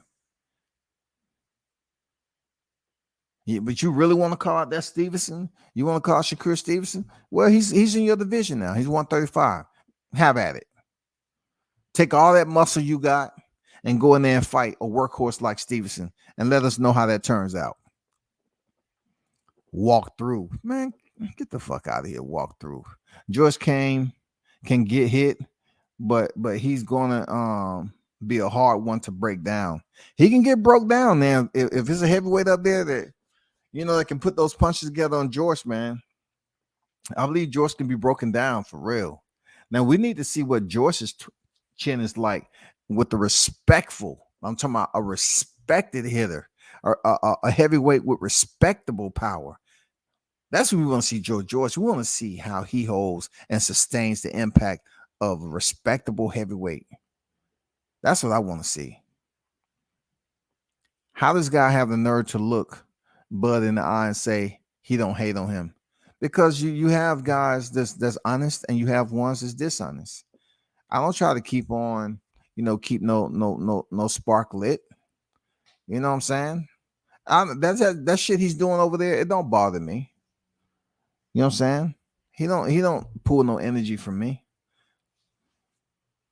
He don't pull it. I just, I see some dudes are really on that what's they call it? What's the shit back in the day? They on that I don't know, man. Some dudes on that glam time. They on glam time. You know what I'm saying? They got to be recognized. It's like we say about some of the senior enlisted in the military. They love you calling them by their rank all the time. They love it, love it, love it. Call them by my rank. And then they retire. They just don't have it no more. They're like, oh my God, they're not identifying me by my rank. Sergeant Major. Hey, Sergeant Major, come here. Sergeant Major, good to see you, Sergeant Major. Hey, get the hats for the Sergeant Major. Sergeant Major. They don't get that no more. And some of these guys have a nervous breakdown. That goes the same in civilian life. Some of these guys, they go to a media event and they need for somebody to recognize. I don't need nobody to recognize me. Because they're not, my passion is my passion. If they accept it, if they love it, cool. But I can't force it. I'm not going to go around using energy to force it out of them. Like, it's on some grown man shit. They know genuinely, if I respect them. I'm talking about the fighters. I respect them, or I don't have anything to say. But I treat every fighter with 100% respect off the back. I don't start them off at 0. I start them off 100%, and then we go from there. But all this glam shit, nah, man, that ain't me, bro. To be honest, that ain't me. That's just not what I need, bro. I'm not trying to be in the camera like Diddy, bro. You know what I'm saying? Rakeem Raz, what's good? WCS Peace King. Salute to you, bro. How you feeling? Shout out to Town Business Sports and Entertainment on deck. What's good, Town? I can verify that this man put in a lot of hard work, just like I do when we cover these fights. I appreciate the Town. Hey, I can say the same thing about Town, because when his feet are on the ground, he gone. God damn it, Town Biz is out and goddamn searching for interviews, man. For real, I don't work several fights with him already. A solid dude. And he's one of the ones, once again, he ain't trying to be in the camera. He ain't trying to goddamn get the cameo and shit. Dude's out there on some grown man shit, getting his interviews and talking to the fighters like a grown ass man. You know what I'm saying? Salute to him. Balash on deck with it. What's good? What's going on, WCS? What's good with you, bro? As the truth comes to light, the lies ain't got no choice but to bow down. Hey, man, somebody give this man a goddamn high five, goddamn it, and give him a drink. Somebody pour this man a drink. He say, as the truth comes to light. I'm trying to channel my Farrakhan. As the truth comes to the light, the lies ain't got no choice but to bow down. I repeat, as the truth comes to the light, the lies ain't got no choice but to bow down. If true words was ever spoken, I like that, man. I like that. True shit. All I know is we are in for some big title fights. Let me drop this link, man, in case anyone of y'all want to come in here. I know Town might want to pop in and talk because he was at the fights. Town Biz was on deck over there in Newark. You know what I'm saying? Getting it in. Make sure you check out Town Biz freaking channel, man. He got a lot of good content out there, bro. A lot of good content out there. Can't say all I know is we're in for some title fights from these young guns, late 23 to early 24. Yes, sir. I agree with you, Ken. That's what we in for.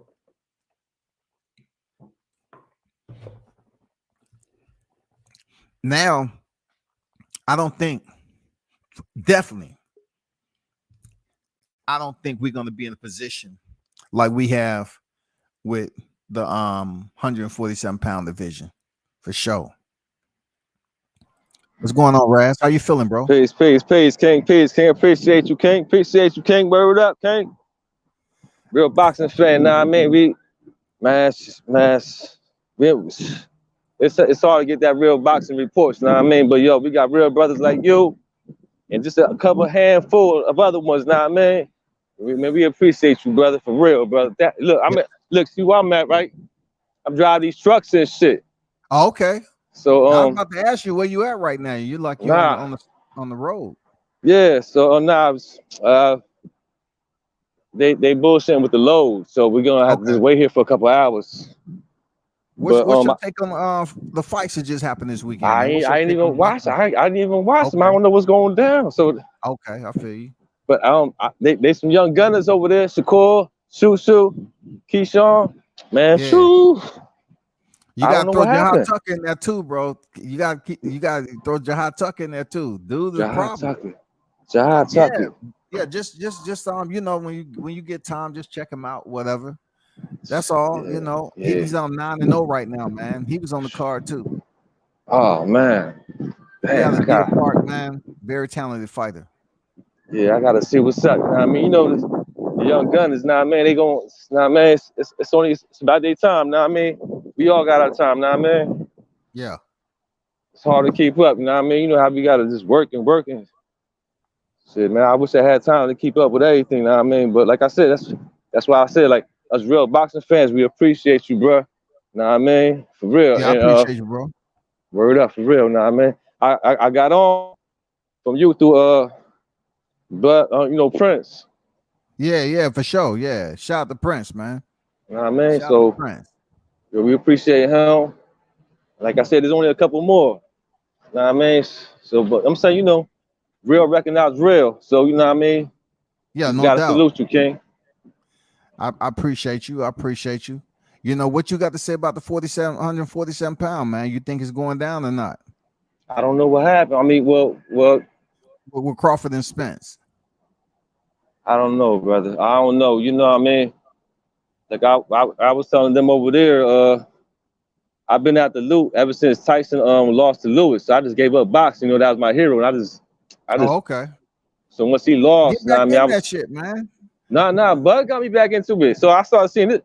I started seeing Bud like, man, hold up. I mean, so I got like a top 10 of my favorite boxers and shit. And like Bud is like a piece of every one of them and shit. Like, nah, man. So it was like, damn, man, he a legend right now. He really want to see that shit. Know what I mean? So man, he a legend, B, for real. A living legend, know what I mean? Yeah. So what's going on, Town? Hey, what's up, man? Peace. I'm good. Town business in the house, man. Hey, I know you was out there working this weekend, man. What's your take on everything, man? What you seen this weekend? I know you was out there getting interviews. Yeah, I was out there, hustling like I usually do. So, remember I got a chance to talk to Bo Mac, and it's just try to see can I get an update on what's going on. And I mean, he gave me the best answer he could possibly give me, and I can tell you right now, I really have nothing to report, Scotty. You already know, me and you already talked about this, so I don't think anything is like moving and shaking. Like, I mean, come on now. We headed towards the end of September. This is the last week of September. How you gonna try to promote a fight of this magnitude with like barely 2 months left? So I mean, I don't know, man. I'm just like really being doubtful. So, but as far as Shakur Stevenson go, I thought Shakur Stevenson, I thought he did well, but I looked at the fight. Maybe it was because of who he was fighting, because the dude had an awkward style. But I saw Shakur get hit with some punches he usually don't get hit with. But I thought that he shook him off, and I thought he took him very well. But at the end of the day, he further proved why he's a pound for pound fighter. I don't think Shakur Stevenson is ever going to be what you would call a knockout artist. But then again, you never know. Maybe when he get bigger, maybe when I don't think his man strength has completely came in yet, because he's only like 25, 26. I think we'll really know where Shakur Stevenson is when he gets around 27, 28. And then we'll see where his power is and what weight class he's fighting in. As far as 135 goes, it's just a lot of work up there for him. It's some particular fights I would like to see him have, but at the end of the day, you got to see could we get past the politics and everything. I would love to see Shakur Stevenson in a fight versus Rolly. I think Shakur Stevenson would beat the hell out of Rolly, but I still would pay money to see that fight. He'll make it look easy, and then they'll go back to crying again. To my they know that style that wasn't the correct style of putting them in. You know what I'm saying? No, it's a correct style. Because truth be told, they thought Rolly Romero was gonna stop Gervonta Davis. They was on YouTube kicking that shit hard. But let me get to your video right quick, man. Hey, this is Town Biz freaking video of Bo Mac. For those of you that's kind of wondering what was said, I didn't really ask any questions out of respect for Bo Mac. I didn't ask any questions. He told me he didn't want to take no questions from Crawford. It's cool. You know what I'm saying? I respect him for that, man, because they probably get thousands of them. But this is the Town Biz video from this weekend. Pay attention. You know what I'm saying? Here it is.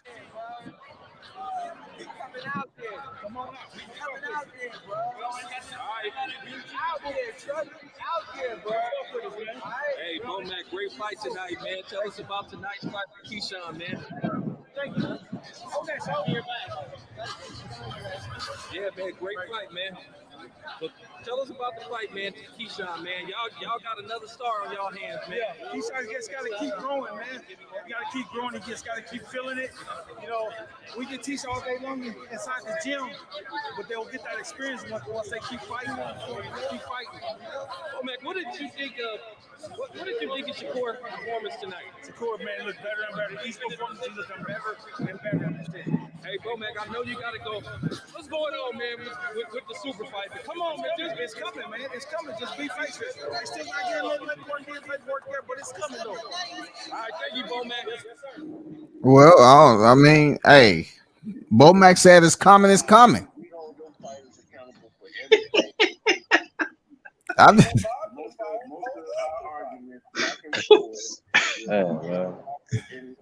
Well, let me cut this off. Hold up. Somebody else's live came in on what I was saying. Yeah, go ahead. It just looked like a bad look for Spence and his whole team, G. Look like it's just a bad look for them.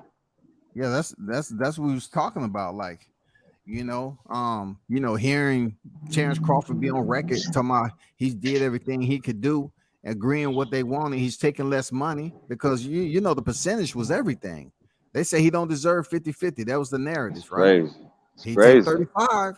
It still ain't good. He's still doing something. Man. What's your take on it? Anybody else is on the panel? Yeah, I think that's the funniest thing to me, man, is first they say, well, he don't deserve 50-50, take less. Take listen, bow down and respect Errol because he's a stud and take less money for once. And then he do that, and then they still don't give him no credit. Real talk. That was his cheerleader, Charlo. Yeah. Oh, Like absolutely. Yeah. I think that's the right I was neighborhood like, what is cheerleader. that? Pause. Yeah, that was him talking that. You know what I mean? Oh, he a stud. Take less money. No, that was him. Brother, you got it right, bro. Word up.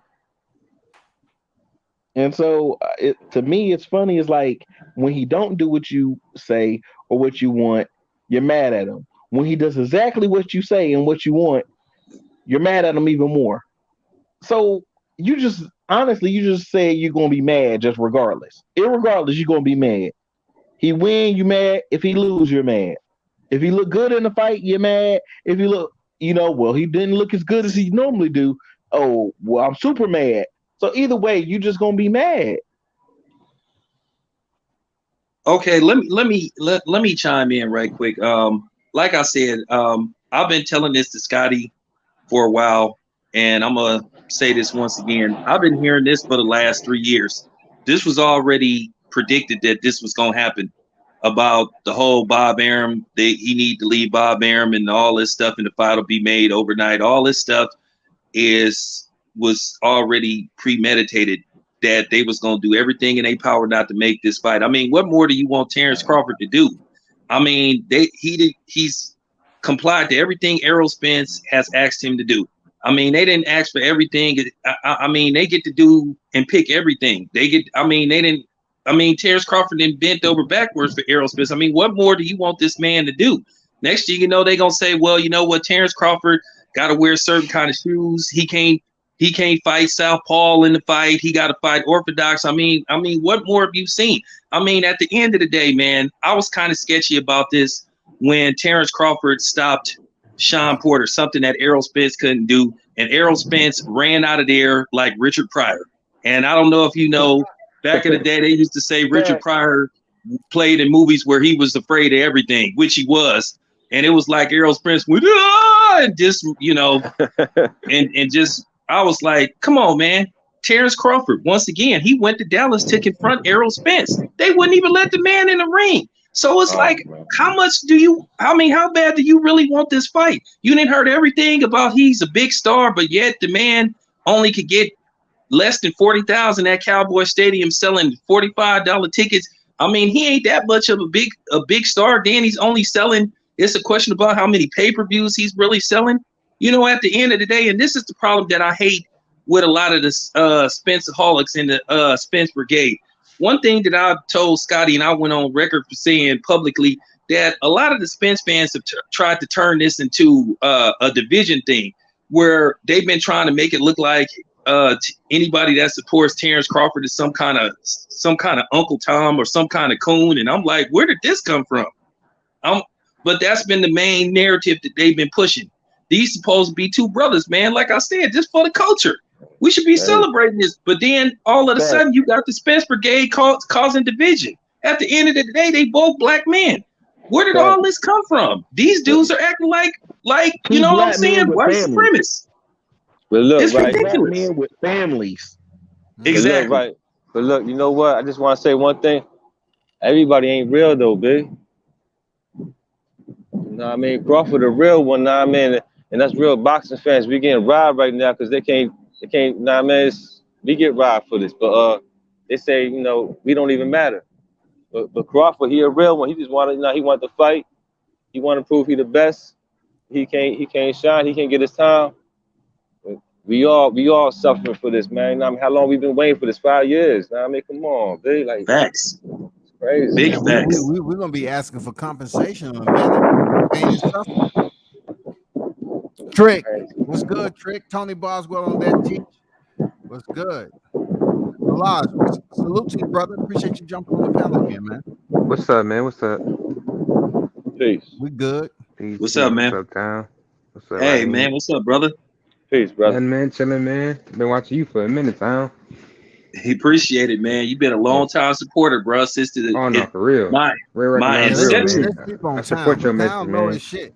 They sleep on town because he ain't getting No, into man, the because he to keep the it real, usual man. He, you bullshit know on what I'm here. saying? Like you say, he don't create no narrative, man. So and I respect it ever since I listened to him. I'm like, yeah, man, this man know what he talk about. My first video when I caught him was the Guillermo Rigondeaux Vasily Lomachenko fight. And when he told it like it is, that was some shit I never even heard of. I'm like, man, he really said it, what I would have said. Like, he just felt like that fight wasn't a good fight for Guillermo Rigondeaux. That was back in like 2017.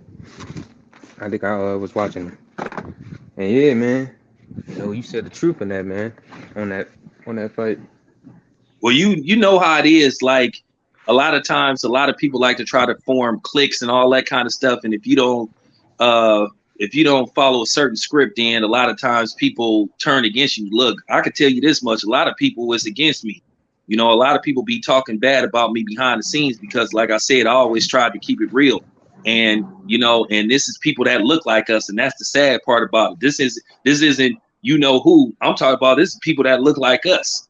And Right. that's the sad part about it. So, and you know who I'm talking about, B. And you already know I ain't got to say no names. And a lot of this division, with Terrence Crawford and Errol Spence fans started with, one particular dude, a little midget that got a little man complex. Because that was Exactly. that was part of his whole plan to, divide the community and stuff. You know who it is, B. A lot of these dudes that be talking that fake black stuff, that super pro black militant stuff, and then they got kids with everybody except the black woman and all that kind of stuff, man. Don't even interact with the black community, live in the suburbs of LA and stuff. You know what I'm saying? Real talk. Don't even really interact with black people until they see them at a fight. But it's a lot of them dudes like that out there. Like I said, you know Yeah. who I'm talking about. You sound like Reggie Orr. Reggie Orr, that's his exact sentiment, man. Well, I know. I'm gonna say something. I know Reggie Owens. I met Reggie Reggie be Owens. kicking that Yeah, Reggie is knowledge, Reggie is boy. solid. Reggie is solid, man. Just like everybody else, we don't always see eye to eye on certain things, but it's a mutual respect. But yeah, Reggie Owens is cool. I met Reggie Owens a couple Yeah, of Reggie times. cool, man. So shout out to Both Reggie y'all Owens. smart brothers, man. You know what I'm saying? We got some smart brothers on YouTube.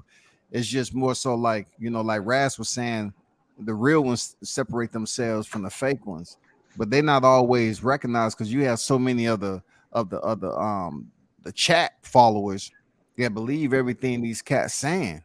And Yeah. and it goes against everything what we're talking about and what direction we're trying to go in boxing. You're destroying. They destroying Crawford, telling he was a top ranked Toby. He was a sellout. He was a cone. All this other shit. How are we supposed to build up a fight with all that damn rhetoric out there, bro? Yeah, for real. This shit is done. Crawford and Spence, man, like they beat it into the ground, bro. So what's next? Like Bo Max said, I guess we got to be patient and we got to wait the shit, come full circle. That's the only way we can look Well, at it. I need to give you guys an update now. So now the newest cap is supposed to be Daniel Kinahan. First of all, Daniel Kinahan been out of the picture for a minute. Tyson Fury had affiliation with Daniel Kinahan, and he was still allowed to fight. So it's just another cap that once again saved face for the Errol Spence fans that more cap that they putting out because now that finally people admitted who's basically holding up the fight. Now all of a sudden they have to create a new narrative to save face. So that's the new cap now. So I'm just telling you guys to look for people to put that BS out. That Daniel Kinahan, a dude that's on the run who had all his assets frozen. Now all of a sudden he's standing in the way of the fight being made. That doesn't make no kind of sense. Nah. He has all So his just watch assets out, brothers. frozen. It's coming. Nah, I hear you. You know what they do? They always Mhm. send the smoke screens up. Know what I mean? To block the truth. Know what I mean? Yep. Yo, he on YouTube though. I don't think there's no other direction we can go with this topic except create false shit. You know what I'm saying? I'm hearing that there's people running in the freaking Terrence Crawford at 7-Elevens and shit. Terrence just wanted to get Yeah. a Snicker bar and a slushy and some goddamn donuts. You know what I'm saying? Yeah. And he running to him and All of a sudden, Terrence Crawford, hey man, you been picking on me, man. You know why you been picking on me, Blue? Come on, man. And what happened? What happened? What happened? See, what happened? What happened? Oh, Town can what tell happened? you. See? What Town can happened? tell you. Is that True Town? Hey, Blue but Blood look, interactive? hey, you know, but the real one, those, know what I mean? So outside of the ring, like that, David Benavidez with his brother, Jose Benavidez. Calm down before you don't make it to the fight, you know what I mean? So here, you know what I mean? What happened with Blue Blood? Well, he put a video out, and I spoke to Blue Blood at the fight yesterday. He was there. He put out a video saying that Bud pulled up on him. Yeah. He said said Bud pulled up on him real aggressively, actually, like why you like basically why you putting out false narratives about me. So I mean, I enjoyed watching the video. It was funny how Blue broke it down, because Blue is one of the best storytellers out there. So I mean, so he said that Terrence Crawford pulled up on him at a 7-Eleven, and I don't know what was going to happen. And it's on his channel, man. He basically broke it down. He said Terrence Crawford like got at him. Nah, but you know that's gonna be a watered down version. It was probably more gullier than that, but that's his watered down version of it. Now I mean, Terrence like, hey, yo, next time my name is in your mouth. Now I mean, Terrence probably got him word up. Hey, Terrence Crawford is smart, but I don't think he gonna Will Smith a nigga though. So right. Nah, but he got men's though. He ain't gonna give him no extra money. He got men's though. You know he got men's though. Like, nah, I mean, couple of men's that we got to get out. It ain't that serious, bro. It ain't that serious for Blue like that, man. You know, these YouTube niggas, come on, man. They just talk and try to get super chats and get, YouTube stardom, man. But nah. But when you fight so hard, when you fight so hard for your family, your legacy and shit, and the man's going all out his way to tarnish everything you're doing and shit, just false narrators. You know what I mean? Like, you never know. A man might feel a certain way, brother. Nah, man, you can't risk that money, man. Y'all already know, man. Niggas talk tough on here, but then at the end of the day, they more like Tekashi 6ix9ine, man. It's a lot of police dudes out here, man. So I mean, for real, man. It's a lot of I'm telling dudes out here. Don't be fooled by it. Yeah, they do paperwork on you in a heartbeat. Yeah. You ain't never lied on that. Facts. Man, it's a lot of important. It's a lot of laugh at it behind the scenes too in the private chat. Yep. I got it. Yeah, there's a lot of police out here, bro. It's a lot of people out here wearing them YouTube badges. You know what I'm saying? They will, for real. They will 6ix9ine you with the quickness. Yeah. Yeah, don't y'all remember? Meet me outside. Hello, police officer. Yeah, he's outside. Nah, don't you remember back in the day when you coming home from school and you got that dude popping off at the mouth talking like he want to smoke? Then he sit up there, he run home, and then when you come from in front of his house, he popping out the mouth talking about, yeah, I'm gonna mess you up. Well, come outside. No, I ain't coming outside. That's what a lot of these YouTuber dudes is, man. For real, man. I'm talking about this. Or the dude that act like he wants some smoke and he wait till somebody grab him. Let me go. You lucky, man. You lucky holding me back, man. You lucky holding me. So while I got y'all here, I want to show you another video with Terrence Crawford too this weekend. From Town Biz, Town Business, Sports and Entertainment. You know what I'm saying? Let's rock this right quick before we get too in depth. Hold on for a second. So check this out. Once again, you can find this over at Town Business, Sports and Entertainment. Let me share the screen right quick. And you can get the content exclusive from the ones who are out there in the trenches. You know what I'm saying? So here we go.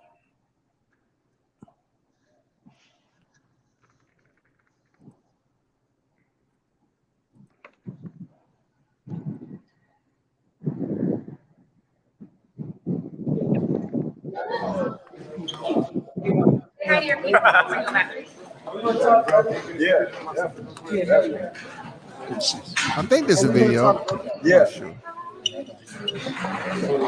I'm gonna call you. Is this where y'all did the media scrum town? This was after the fight. This was like one of the last interviews I did before I got out of it. Well, Let's see, last. Matter of fact, come on, I give you that. Appreciate you. Oh, he gave old boy. That's okay.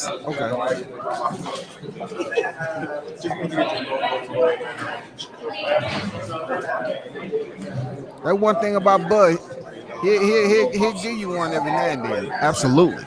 You got the win. That's all that matters. Bouncer Cobb was really out of that. Did you think that he was going to come back? Yeah, of course. You know, from his previous fights, you know how he was coming. You know his fighting style. You know he's very strong and good. You know he's Olympic gold medal. So, he knows what he's doing. Got some skills behind. You know his technique. Nobody would know better than you. What do you think will get you for his toughest fight at 135? Would it be James or would it be Stevenson or would it be Roman? All is, you know, very technical in their own style. You know, I think each and every one of those guys make Shakur raising his skills to the next level, and you'll see the best Shakur against any one of them. Fair point, but I can't let you get over like that, man. Because we ain't really into this issue. It's a good fight, you know what I mean? Like I said, well, between those three, just they all got, you know, they clothes in the car. You know, they all good fighters. So I can't take that away from either one. You know, they all can make him rise his level, you know what I mean, to another level. Do you think Devin's going to end up staying at 135? He's a little bit bigger than Shakur. Obviously, you know, Devin, this fight, along with the Shakur fight, he's going to move up. So that's me. Just guessing. Brother, you mentioned rising in level. And do you also think that, I appreciate you again, man, and do you also think that, you know, a Haney versus Lomachenko fight could be coming up next year? You don't got to give me a prediction, but if you had to give somebody the slightest of that, 51-49. Nobody knows boxing better than you, man. So we got to get that. Is it because of the youth, the movement, the boxing IQ? You never can count Lomachenko out. It's a 50-50 fight. Just my last thing, I wanted to ask you, kind of just switch into like the heavyweight division. Do you Tyson Fury? We're talking about Tyson Fury. So I know it was noisy back there, but look, when you in the dirt, right? When you in the trenches trying to get these interviews, you got to get it where you fit in. Period. And when Crawford gives you a one-on-one, that's the exact same way how he gave me my first interview with him. He'll fire and he'll say, "Hey, I'll give you that right there." He don't let nobody else ask no questions except the person that they designate as the interviewer. Man, you got to respect that shit, man. All day, every day. Yeah. You know. I mean, even though Town had to piggyback off of it, still, you know, he was in the interview. You know what I'm saying? He was able to get the damn content. Right. You notice nobody else was saying anything, man, because that's the respect they got for Crawford. For real, he ain't gonna give you shit. If he don't designate you as the interviewer, and you want to get over there and get in the media scrum and ask the question, it's not gonna happen, bro. He ain't gonna do it. Shout out to Tony Boswell. I see you. He said, much respect at World Combat Sports in the chat. Stop in the show, support, and hit the like button. Salute to you there, Tony. You know what I'm saying? Appreciate you pulling up, bro. Hey, let me ask y'all a question. Right? Hey, go ahead. Hey, look, I know for Tyson's born day, he spent his birthday to visit Terrence Crawford, right? So, and then I seen Terrence Crawford with a pigeon coop. You got to say Mike Tyson, so they won't get confused with Tyson Fury because you know you got some casuals out here, bro. Yeah, you're right. I'm talking about one of the greatest heavyweight champions ever, Mike Tyson, Iron Mike Tyson. But Joe Louis, Muhammad Ali, he is one of the greatest heavyweight champions ever. He spent his birthday to see Bud Crawford. You know what I mean? So, but what I'm saying is like, I'm wondering if Tyson was showing him some moves, whatever. And then I seen a picture with Bud with a pigeon coop. So I'm like, you know, I'm wondering, like, I'm hoping, because you know what I mean? Know what I mean? You know what I mean? Terrence, he already he mastered what he's doing, but you can always learn though. You know what I mean? And Tyson, if you want to learn from anybody, you definitely want to learn from a killer like Tyson. Cause that's one of the best heavyweights ever, B. For real. Until you got it with Don King, and then that shit went sour. But besides that, man, I'm just wondering if he was like, you know what I mean, giving him some, because usually he be giving fighters pointers. Listen, you gotta do this when you fight him. So, you know what I mean? I'm just hoping, you know what I mean, wondering like, yo, man. Because they try. You know Mike Tyson, his style is not for everybody. He can give you knowledge, of course, but I mean, I'm not sure unless you're talking about going to the body a lot more or whatever. I mean, but as far as I don't know. I mean, like, I'm pretty sure it's something out there, some nuggets that Tyson can give the Bud. But as far as the pigeon coop, man, you gotta have somebody to clean that shit up too. Oh, I'm saying, yeah, but you know what I mean. But Tyson had his method, you know what I mean. Like Roy Jones with the chickens and shit, that made him fast and shit. So Tyson, you know what I mean. I guess you got to be fast and catch the pitches. I mean, I guess it's a science with it though. But I guess you're right too. You got to clean up a whole lot of shit. So you know what I mean. You got to pay somebody shit. But you know what I mean. Whatever can give you an advantage, it don't matter what it is. If it can give you an advantage, you know what I mean. That's what it is. Look at Joe Frazier. He was throwing hay all day. That's what he gave that killer left hook. That came from throwing hay. George Foreman chopping wood. Yeah. And these are the guys. Roy Jones, he actually, cockfighting. It dealt with the art of fighting, just like he always highlight, what he did with James Toney. You know what I'm saying? In that instance, he got that from those cocks, man. Wow. Wow. Yeah, he used to watch them all the time. I've been down there. I seen wow. all the houses he got over there for them birds. That's real life to this day. That's real life. He has his fighters go chase them things around, Who, War Jones? Yeah. Wow. Damn. Yeah. He has his fighters that train down there to go catch them. You know what I'm saying? On foot. Yeah. See, that's no cap. Whatever can give you the advantage, though. Now, I mean, even in martial arts, so we can learn from everything. We can learn from the mantis. We can learn from the lion. Everything we can learn from. The nature is one of our best teachers as well. Know what I mean? So now, I mean, they say, what about Bruce Lee? Bruce Lee was like a cat. Now, I mean, you ever try to mess with a cat? Yeah, you ever try to mess with a cat? You know what I mean? That cat throws back up. Know what I mean? That's what I mean. Kind of fuck you up, I'll tell you that. Yeah, so word up, know what I mean? Yeah. Yeah, well, it was a good time out, in Top Rank card, man. Primarily, seeing Shakur Stevenson announced that he's leaving and going to 135. I think that's huge because that division is on fire. That's one of the most lit divisions, in my opinion, with him coming up there now. Yeah, it's gonna be on fire, man. You still got Lomachenko, Javante, Haney. You know what I'm saying? You got Martin up there, freaking Stevenson. I mean, you have a lot.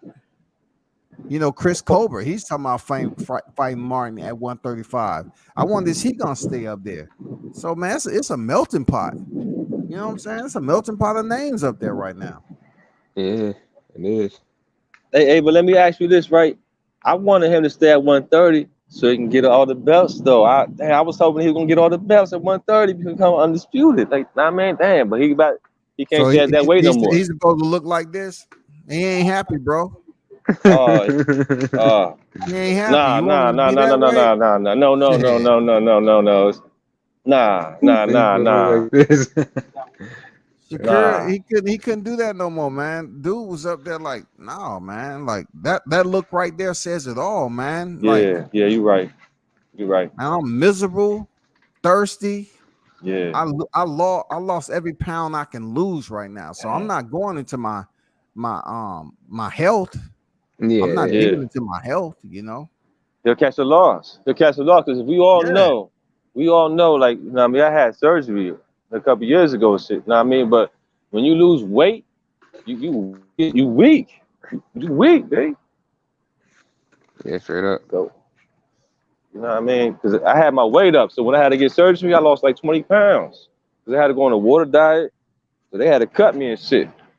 That's what crazy. That's what, you know what I mean? But, you know, so they had to cut me and shit. But look, I'm dealing with herbs. I'm a vegetarian. I deal with herbs. So I was healing myself. But I'm back in the gym 3 days later. But my sets are slower. I'm weak. And I can't even do 10 sets. It's only 4 sets. So it was just so weak because I lost so much strength and weight. So I understand about the draining weight. I forgot the proper word they say for weight cut. But man, Hey, Balash, let me ask you this: who would you like to see Shakur fight first? His first fight at 135. First fight. I would say, man, probably if he can't get the loser between Devin and Kambosos, which I don't know, Kambosos talking about he might not fight again after he lose. Probably You want to see him fight the loser of I mean, if he could fight the winner, if he could, but I don't know if Devin would, because you know Devin supposed to fight Lomo after that. Yeah, so, I'm just now, trying to think he realistic. definitely. I don't think he's fighting anyone out of that like Kambosos or Haney on his first fight there. I don't think so. Right. I would say realistically, probably if he could get it in with a Cruz, Isaac Cruz. Oh, damn. Or Rolly Romero. Rolly. I would say even Jeremiah Nakatilia too. Jeremiah Nakatilia, man, he can box, man. He fought the other Jeremiah or the same one? The same Jeremiah? I'm talking about the Nakatilia, the policeman. Oh, okay. Yes, I know you're talking about now. Yeah, that fight too. Even that. Let me see if I'm just thinking realistically. Yeah. Like I think Nakatilia only has one loss. I'm gonna check him out right now, see if he's still. But I'm just curious who he can fight that people would show up, because usually when you make that move up from unified champion, they want to see you fight a pretty decent name. Yeah, but you want to, like you said, you want to get your feet wet though. That Isaac Cruz sound like a good one right there though. Yeah, that's what I'm saying. Possibly that Isaac Cruz or I was thinking of Misael Rivera. You know, he's still out. I was gonna say that, but I don't know. Like, will he be able to get that fight though with him, or Rivera, like right away? Being that he supposed to be fighting. If they want to make that fight, hell yeah, she couldn't get that fight. Yeah, I would say that fight. Who is then Rivera? What have Rivera done? Rivera ain't did nothing but beat Adorno. You know what I'm saying? Like, no, true. I thought he was like a mandatory for somebody. Yeah. I mean, right now he's ranked 3rd in the freaking WBA. You know what I'm saying? He's not, and he's outside the top 10 of the WBC, and then he's 6th in the IBF, and I got you. And he's number 10 in the WBO. So I was thinking of Misael Rivera, Jeremiah Nakatilia. He's ranked 7 in the WBO. I'm telling you, Nakatilia, man, he can box. Yeah, but because didn't he fight him before, right? Who? Shakur. Yeah, he beat him. Oh yeah. So I mean, that could work if he wanted to fight him. I don't know if he'll fight him again though. I mean, but they have a history together, and that was remember that was one of the fights they said Shakur Stevenson looked boring. He wasn't doing shit. Yeah, he said, true. They said, he overhyped. You know what though, Scotty? The fight. I mean, what I would want to see realistically. Now I'm thinking about it would be the winner between Lomo and the guy he finna fight named Jermaine Ortiz. The winner between that. Oh, that's that Puerto Rican guy. Yeah, that's Okay, right yeah, there, yeah, Scotty. yeah, That yeah, whoever yeah, went between yeah, that, that's who yeah, Shakur should fight next. yeah, Okay. yeah, yeah, Yeah, yeah, Cause yeah. cause if I'm thinking Jermaine Ortiz ain't really ranked that high though. but he not a bad dude. I ain't gonna lie, he not. That's not gonna be a fight. I don't think Lomo's gonna win easily, if he even win. I've been watching So dude. you won't take. I mean, I don't think he ranked across the board. I know he ranked in the No, he not. I WBO. don't think he ranked. Well, He hold was, on. yeah, Let me he see. ranked in the WBO, but Uh, I'm not sure across all the other sanctioning bodies. He's in the WBO, yeah. but I don't think he ranked in any other sanctioning body besides the WBO. But we'll see how What? he do, man. Like, yeah, he's Mhm. in the bottom half of the 15. He's sitting at number 12 in the WBO, man. Yeah, for WC they got him ranked 7. Yeah, I see him. I didn't see that because I had No, you Nakathilia. good. He's right in front of Nakathilia. Yep, he is. So yeah, I was one of them, man. Winner between that fight, honestly. Yeah. Even Rolando Romero of all people, man. People are hyped that shit up for him to fight Mm-hmm. Chris Stevenson, man. The Yeah, guy you who heard just him got talking knocked stuff out. too. Yeah, the guy Tank knocked out. Yeah. Just off the strength of freaking getting knocked out by Javante, man.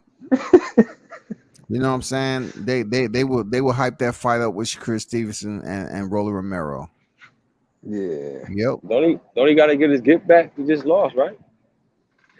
No, they're not gonna give Rolly a freaking rematch like that, man. He No, got no, stopped. the other guy you talk about. I thought the guy you just talked about took a L. Who? Which one? Nakathilia? No, the other guy you just named, the last one you just named, who's gonna fight? Damn. Jermaine Ortiz? No. Who? It's a young brother out there, Uh-huh. a Hispanic brother who just took a L. He just fought a Dominican, and he took the Dominican on the 2-week notice. Oh, I know you're talking about. He could fight him. Rock. Oh, you talking about El Rayo?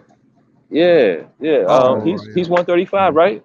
Yeah, he is. He could do that too, but I don't know if they want to give him that fight. I man. But yeah, thought. it's working. He got stopped in the third round, bro. Like He you did talking about exactly. Jose Exactly. Venezuela? Yeah, he's No, talking about him. Oh No, no. no, I man. thought it was Hell Rayo. no. I thought that Yeah, was that's Rayo. that's They're a talking Rayo. about the Yeah, his nickname. Yeah, Rayo. Yeah.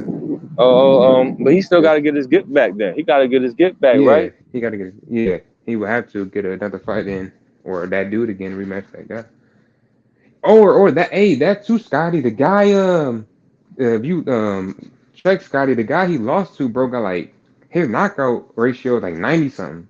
Oh I would yeah. want to see that. I would want to see Damn. Score fight him Yeah. possibly, even though dude not ranked, but Yeah. still, yeah, dude, He, But like but he shit. but he gave Valenzuela a man a stoppage, Come on bro. He now, stopped. woo, exactly, woo. an ass whooping.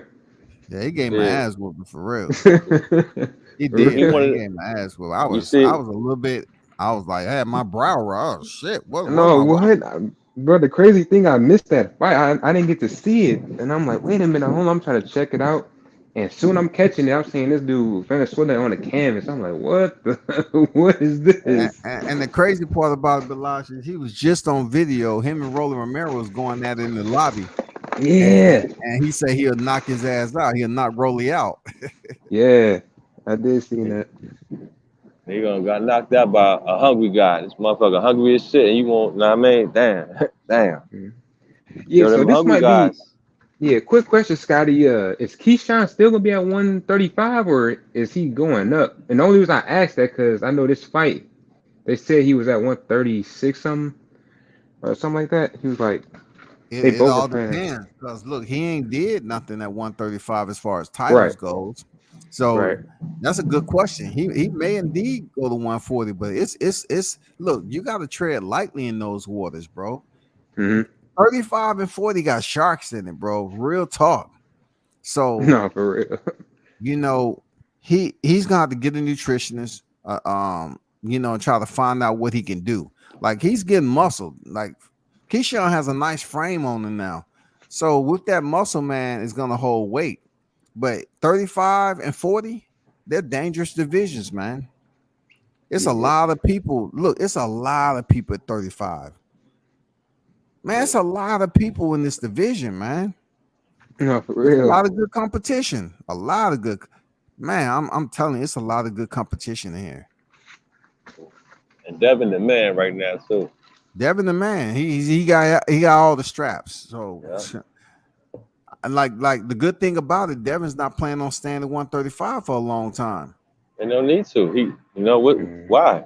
I mean, unless we want to get those fights, though. I mean, he gonna pick up the bag. You know, he seems like, but I think even Devin might be having some issues with weight. You know, I'm guessing because he's getting older too. Yeah. You can't be there forever though. You gotta move up. You growing. Yeah, you're right. Once Devin come off those belts, man, come on, bro. Man, look at it. It's gonna be a wide playing field for Javante, all of them. Man, it's gonna be all over, man. I mean, Cruz. It's just too many names out here to name. Even Misael Rivera. Don't sleep on Rivera. He's gonna get his shot, dog. Yeah, he's gonna get his shot. Mm-hmm. And if Jermaine Ortiz fuck up Lomachenko, hey, that's gonna be crazy. I'm telling y'all, look out for that fight. Yeah. I like Lomo though. Why everybody saying this? I like Lomo though. Like, you know what I mean? What y'all saying that for? Because he getting older? Yeah, he got a lot of miles on him, bro. Two-time Olympian. No, like kind of what you said, but not even just that. I'm looking at Buddy like skill too. Like he's one of the few people I've seen. I'm talking about like all the top dudes I be seeing watching fights. The kid know how to double jab. Like he doesn't do it just. The guy I'm talking about, Jermaine Ortiz, he does that instinctually. He double jabs. He got good 1-2. You know, he changes his rhythm a lot. He know how to turn, make angles, kind of like a Lomachenko, just younger. Like it's gonna be interesting, man. I'm telling you. You know what I'm saying? So yeah. Them lines is coming. They come. You can't stop. They coming. He's 5'8". You know what I'm saying? 26. He's young, technician. 26 years old, 5'8". You know? Yeah, man, he sparred with killers too back. Like he sparred. He sparred, not just sparred, but he even my bad. He fought like Ennis, Richard Hitcherson. Who else? I think Ryan. I don't know exactly Ryan, but he fought a lot of top competition in the amateurs. Like so. He's gonna have to fight smart. You know, we know Lomachenko got that IQ. Lomachenko, man, that's one of the highest IQs in the game right now. Some Matrix shit. Yeah, I mean, I'm not a fan of his. I mean, I always thought he was overrated myself. I mean, like that's just me, he is man. a tad bit. I ain't gonna front. Hey, I ain't gonna hold y'all right. Before I learned about Bud, it was Lomachenko and shit. Cause I was just seeing his highlights. I'm like, yo, this motherfucker on some Matrix shit. So he the one who really got me into it. And then the brother on Facebook, like, who you think got the best foot? Who you think got the best feet in boxing? I'm like, Lomo. Nah, brother. Who? Crawford. Word. I looked up Crawford. I said, oh man, that was it. It was a wrap from there. It was a wrap. It was a wrap. But, wow, that's crazy. Yeah, I mean, footwork. Like I say, when people said that about Lomo, footwork was like the best ever and stuff. It's like, well, you can't say this is the best ever because he's only going forward. You know what I'm saying? And then he's stutter stepping. He's not like moving off the back foot or lateral movement. He just kind of come forward. He stutter step a little bit and turn you a little bit. But that's it. Like it's the same kind of sequence. It wasn't, anything other than that. But like with Crawford, he laterally move, he turns, he can fight off the back foot, he can punch up, like, you know what I'm saying? He can do it do it all. Like with Crawford, so yeah, man. Well, footwork is more to it than just like taking angles and stuff like what you see Lomo doing, whatever. Yeah, that's some nice shit. Cause like his father put him in a dance and shit. So you know what I mean? That's some nice shit. That's some nice shit. But yo, I want to ask you a question. Like, nah, man, when you put Crawford against the best ever as far as feet work, like who will compete with him? Cause there's some guys from back in the days that I seen little clips of.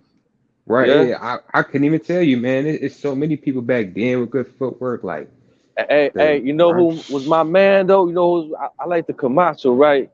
Because he was crazy ill at 135, but then he wanted to go up and he fighting everybody for the bag, and then he's on the drugs and all that shit. But at 135, Camacho was bad. He was bad. I got to look at Pernell Sweet Pea too, man. Pernell. I'm about to say that. I'm glad you said that, Scotty. Yeah, Sweet Pea, like, come on now. I like Sweet Pea. I like Sweet Pea. Could spin. He could spin on you. I like this shit because he awkward too. Yo, I love that shit, man. I be trying to learn from these guys, these legends. I be trying to learn from them. But Sweet Pea, because do y'all remember the De La Hoya, the De La Hoya shit? De La Hoya trying to hit him and he all circles around De La Hoya. You can't even hit him. Y'all remember that one? Man, I actually got to catch that fight again. That fight was before my time, but still. Yo, yeah. Yeah. For real, Scotty. I'm not even that old. Yeah. I was actually living during that time. Yeah. Well, you know, I the one that criticism I give Pernell in those sequences where he just was very magical was that sometimes he would elude the punches, but he wouldn't return any offense. Yeah. You know, so yeah. It looked pretty making a miss, but hold on. There was a couple of fights when he was throwing it, when he was banging, and he was knocking motherfuckers out. Like damn. But I don't know what happened. Like no joke, man. Pernell Sweet Pea Whitaker wasn't no joke, man. Shout out, rest in peace, man. Rest in peace to the brother. You know what I mean? He beat Chavez. They robbed him, but he beat him though. We all know he beat him. He got robbed twice. Ramirez, he got robbed with Ramirez too, man. Older fight. Yeah. I don't remember that fight. I don't remember that one. That one slipped fast. I don't remember that. Yeah, oh yeah. His first losses. Damn. You know how boxing is. Boxing is it's a dirty motherfucking game, man. Doug Daughter, what's good, bro? Boxing is a dirty game, man. There's a lot of robberies, but yeah, I'm just looking forward to these youngins coming up, man. It was a great fight card this weekend, man. Hell yeah, sure. I like what you think about and let me ask Balash, hey, did you watch Jahad Tucker's fight there, Balash? Yeah, I'm about to say, man, Jahad did his thing, bro, and I like you gave me the insight on why he kind of, the way he fought like that. You know, he kind of wanted to go the distance to just, get that extra experience and work on, what he wanted to work, pretty much his conditioning, whatever it was. Like the insight you gave, that was much needed. Because I'm like, man, he definitely could have probably got Buddy out of there if he wanted to. Oh yeah, but I see why. I see what you meant. Exactly, and yeah, he did his thing, man. He showed up. My only problem, I know it's probably no big deal to you, is I don't know why they put his fight like kind of early. Like I don't know why they just have like all their fights like. We were saying the same. Yeah, I'm about to say like, hey, it's nothing we can do, man. We can just talk. Exactly. We can just talk, but it is what it is. Without complaining so much, but we was looking at the bout sheet like, why is this fight so early? But it is what it is. That's something we have to talk about via IG. I ain't talking about that shit online, man. Yeah, but no, I mean, he did his thing though, man. Reports. Bob Arum, we screen recorded this. You take a look at it. Don't approve him for no more credentials. We got this, Bob. That's WCS. He's saying this about your bout sheet. Yeah, I got you. Hey, what happened? I still have with Shushu though. What happened with Shushu? I can't hear you, man. You going in and out. Yeah, say he couldn't. No, Shushu did his thing, man. Shushu did his thing. What you saying? What happened with Shushu?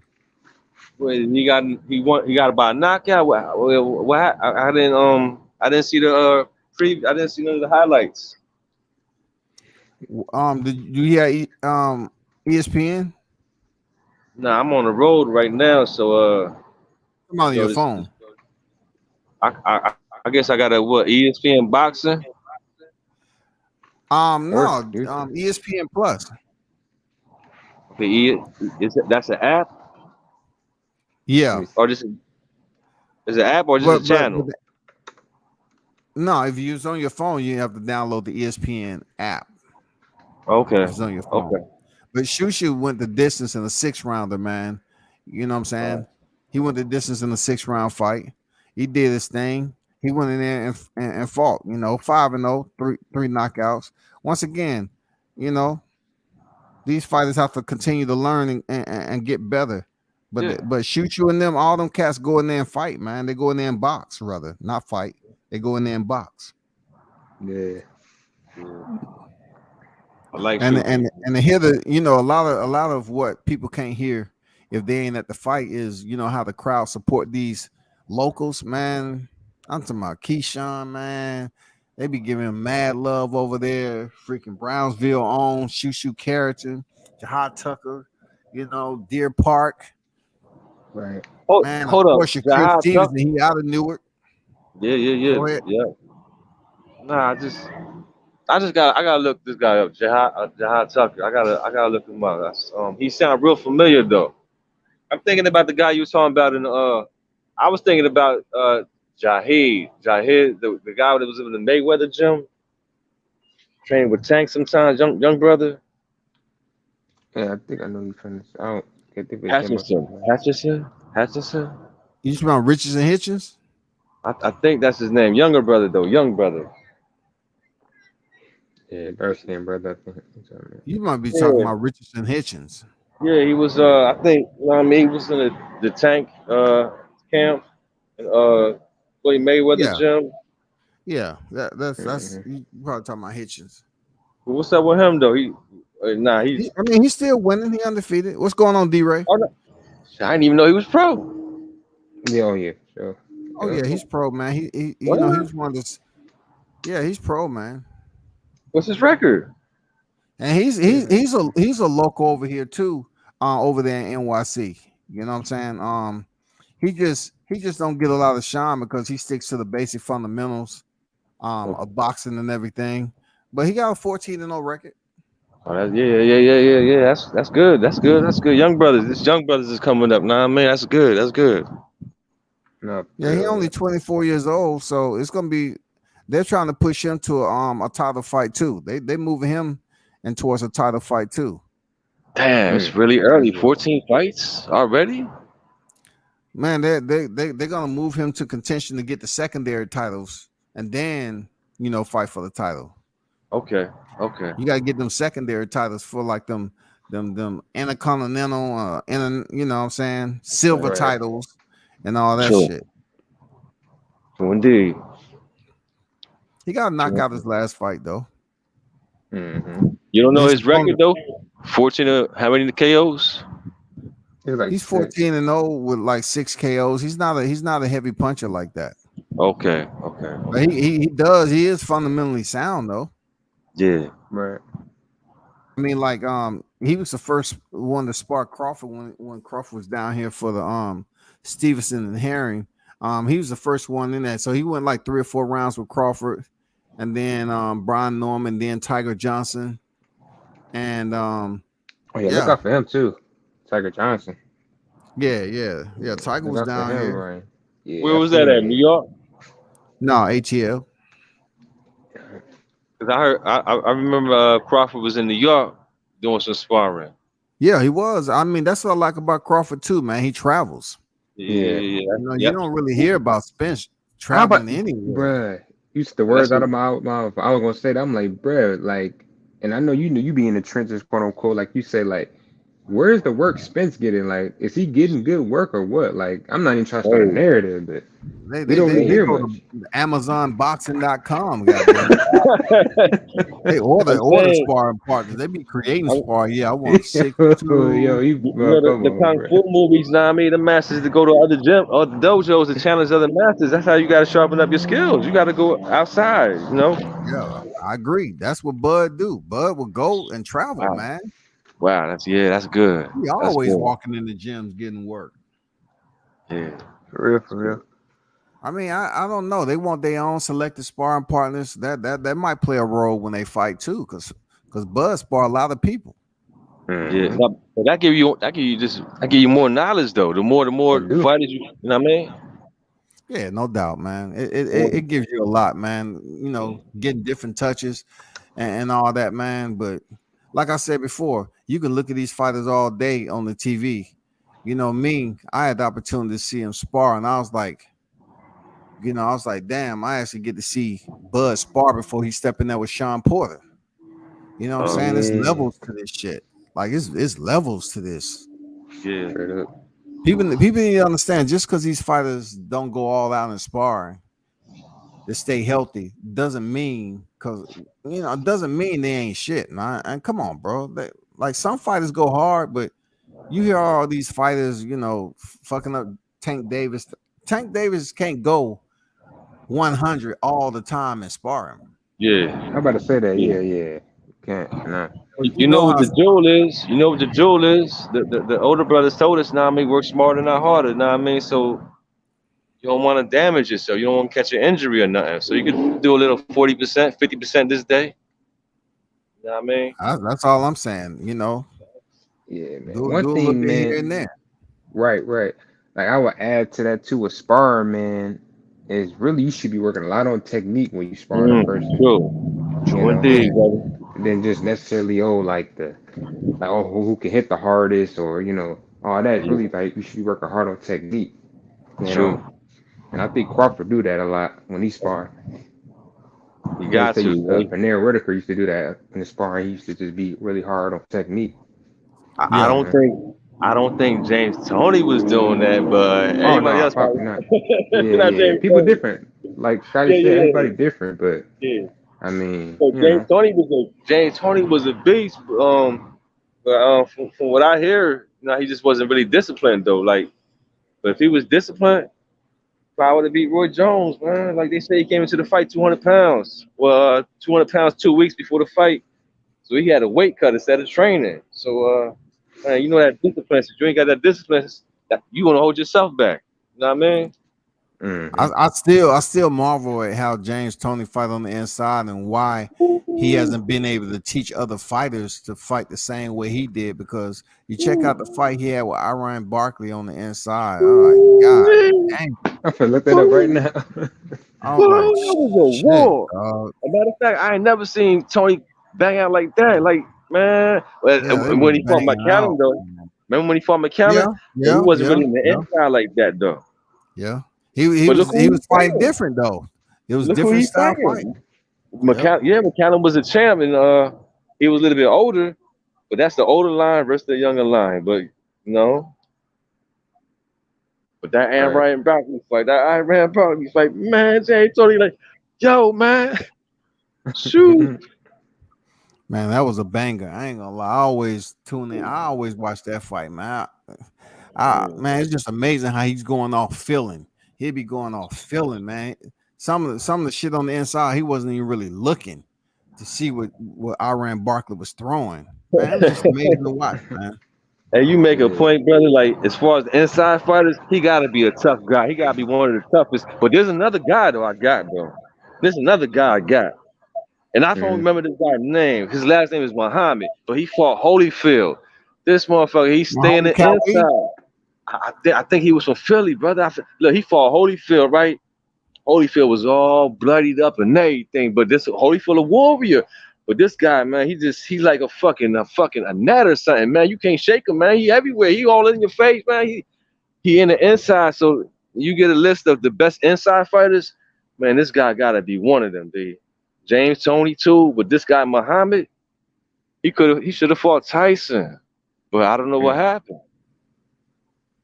So, damn, he was bad, G. He was bad as shoo. Damn. Like, he the type of guy, man, you punched him with some hard shit, then he got the wide eyes. He just looking at you like, yeah. Like, damn, this shit, man. I threw my best shit. He still ain't going down. Fuck. Yeah. And Holyfield. You know how Holyfield is. Man, that was a tough night for Holyfield, G. Yeah. I think you're talking about Kawi, bro. You sure? Yeah, Muhammad Kawi, man. That's the one you got to be talking about. Okay. Muhammad Kawi. Okay, and Holyfield was bloodied up that fight? Yeah, you talking about Muhammad Kawi, man. Kawi had like 50-some fights, man. You talking about Muhammad Kawi, man. He's the inside guy. He's the inside guy. UAWI, you know what I'm saying? Kawi, if I'm saying his name correct. He fought Holyfield. He fought him more than once. You know what I'm saying? For real? Yeah, he did. Damn. He fought Holyfield more than once, man. Yeah, that But guy he was a lost. He warrior. lost both times, but he fought him more than once. You know, the Yeah, they both. cruiserweight. Yeah, okay. So he wasn't really a heavyweight then. No, he was a cruiserweight. When you say Okay. heavyweight, you gotta be careful about saying he wasn't a heavyweight because these petty ass niggas he was higher than a light heavyweight, so he's a heavyweight. You know what I'm saying? Okay, So you're right. he wasn't You're a right. heavyweight, but he was a Right. cruiserweight. Okay, you're right. You're right. Because Holyfield was a little bit lighter at that time. Okay, you're right. You're Yeah, right. You're right. yeah. And you know, in the rematch, that's where Holyfield was able to get the Cowboy a little bit better and drop him, you know, and stop him. Man, you knocked him out. Because the reason, because when they went to a split decision in the first one, they was banging it out, man. They went to a split decision, but Holyfield dropped him twice and stopped him in the fourth in the rematch. Wow. Shoo. I knew exactly what you were talking about when you said, you know, Muhammad. Yeah, it was Cowboy you was talking about. Wow. Yeah, you see how his inside game, right? In the pocket game, right, man? Yeah. In the paint game, whatever, in the paint, man. Shit, man. Right. But there's some other Bernie was talking about somebody too. Bernie was the boxer, he was talking about some other guy that be in the paint too. But this guy's from like the 60s, 50s or something. But I don't really go back that far though. You know what I mean? I've just watched clips and shit. Yeah. You know, you listen to Bernie. Bernie knows some shit. Oh yeah, man. He definitely into those schools. Bernie like the old school fights. You know what I'm saying? You know, you gotta look at guys like Michael Dokes too. Yeah, You know, Michael Dokes only had 6 losses. You know what I'm saying? He was one of those guys that would stand there right outside distance and fight. You know, the names on his a lot of the names on his record, you know, people are not gonna really know unless you follow the sport back then. It's not a lot of Yeah, I ain't gonna lie, bro. Yeah, it'll take me forever to try to follow the stuff y'all seen before me. It's like I try to go back, but it's like, bro, I rather just focus on what I watch now and I can see now, like these young cats. But it's good to learn history though, brother, because it's sure. It's gold and diamonds and treasures in history. That's the beauty about it though. You know what I mean? Man. And then you learn shit about this over here. Like, hold it, they fooled our peoples like this. And this is why we're in the situation we're in right now. So, for our children to be in a better situation, this is what we got to do. You know what I mean? So history is beautiful. It's our best teacher. You know what I mean? Yeah. I always think about Ibuchi before he got locked up. You know what he could have been. You know, he's one of those guys that has an undefeated record, but you know he got locked up. You said what was his name again? Knockouts was a crazy Nigerian. Oh my God, Ibuchi was no joke too. I never heard of him, brother. Ibuchi. Ibuchi. He got locked up, man. He was undefeated. You look at his box rate. Pull up his box rate. He went to prison, man. He got locked up, man. What division he was in? Heavy. Damn, brother. What year? What year though? Back in the 90s. Oh shit, he could have seen Tyson. Damn. I can't even spell his name. But yo, look, Ibuchi his last name is Ibeabuchi. His first name is Ike. Ike. Ibuchi. Ibeabuchi. Okay, I see him now. I'm gonna look him up later, right? But yo, Michael Dokes, I didn't see too many of his fights, but that's the brother who got rocked by Razor Ruddy. Talking about that brother. I haven't seen too many of Dokes, Dokes fight, but that's the brother who got rocked by Razor Ruddy. I mean, a lot of them dudes got rocked by each other back then. That didn't mean shit back then. I'm just saying the way Razor Ruddy. Look at David Tour. Shit, man. David Tour was considered one of the heaviest hitters back there then, too. You know what I'm saying? Yeah. David Tour wasn't no joke either. Yeah, word up. He just had them motherfucking sloth lungs. Oh, man. He didn't have cardio, dog. Man. Look, you talking about a guy who had close to 60 professional fights, man. David Tua, man, they used to want to see him get in the ring just like Tyson. Dude was a hitter. Yeah, man. So he just probably wasn't managed. That's how it would be. If you're a good fighter and you just around some fucked up people, man, fuck your whole career up, man. Word up. I Well, know yeah, some professional boxers. Like, you know what I mean? It's going to the Look up his wolves. fight with Hasim Rothman. You know, he been in there with some hitters, man. You know, look at his fight with Chris Bird. How Chris Bird always was a smaller heavyweight, but this dude was able to go in there and beat David Tua, man. I remember Chris Bird. I forgot it. I remember him vaguely though, real slightly. I remember him, but I think he had fast hands. When I first seen him, he Yeah, was yeah. little. He was a lighter. He was light for heavyweight.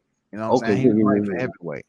But yeah, see, the one thing about the situation with David Tua, he had a lot of potential.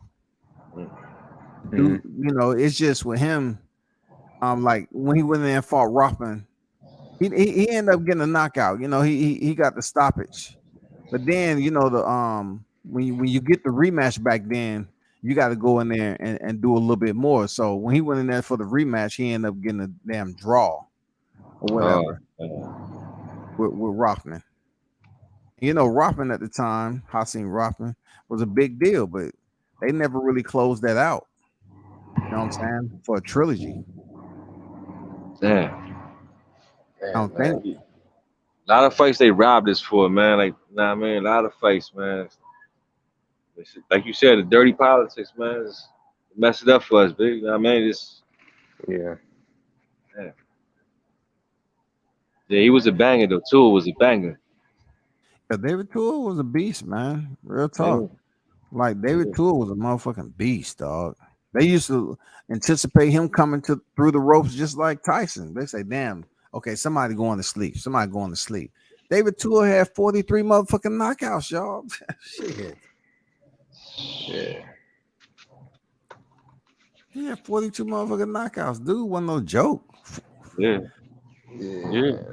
Even the white boy coming up at that time, Tommy Morrison, he was a little problem too. So he ran to Yeah. Mercer, but still he was still a problem too though. Yeah, he got a son that fight right now who undefeated. I ain't know that. Yeah. Mm-hmm. Yeah. Tommy Morrison. Yeah, he had a little rivalry going on for a minute, with his record and everything. He had a pretty solid, record. I mean, it was bound to happen, Ray Mercer. especially a white Ray fighter Mercer. like that having power. It was bound to happen. The clash was bound to happen. You know what I'm saying? Yeah. And he was landed on Mercer before he got stopped. He was landing on him. I mean, he was fucking Mercer up, man. He was touching him up real good. What happened there? He ran out of gas. Yeah, man. When you load up on your punches like that and you can't get him up out of there, Mercer hit him with a nice shot. Froze him up, and then I think it went like what 8 to 10 unanswered shots, something like that. I'm not for sure. All I seen was him just standing in the corner. Goddamn, Mercer was just teeing off on his ass, man. Unload. Damn. Yeah. Hey, but on another page though, what you think about my man's son though? My man's son, Julian the Hawk Jackson is training his son, Mike McCallan, not Mike McCallan, Yeah. Gerald. You know what I'm talking about? McCullough? Yeah, I know exactly what you're talking about. Yeah. Yeah, I seen that, man. I seen that interview they had a while back. And I mean, with the Suns, you just have to wait that the Suns are different. Like, how many Suns do you know from some of the big names back in the day that they actually reciprocate what their father had? It's tough, man. It is, man. It's a lot of pressure, man. It's tough for that DNA strand to be reproduced, and your son come out and he better than you. Look at the Eubanks. Chris Eubanks Sr. don't want his son Chris Eubanks Jr.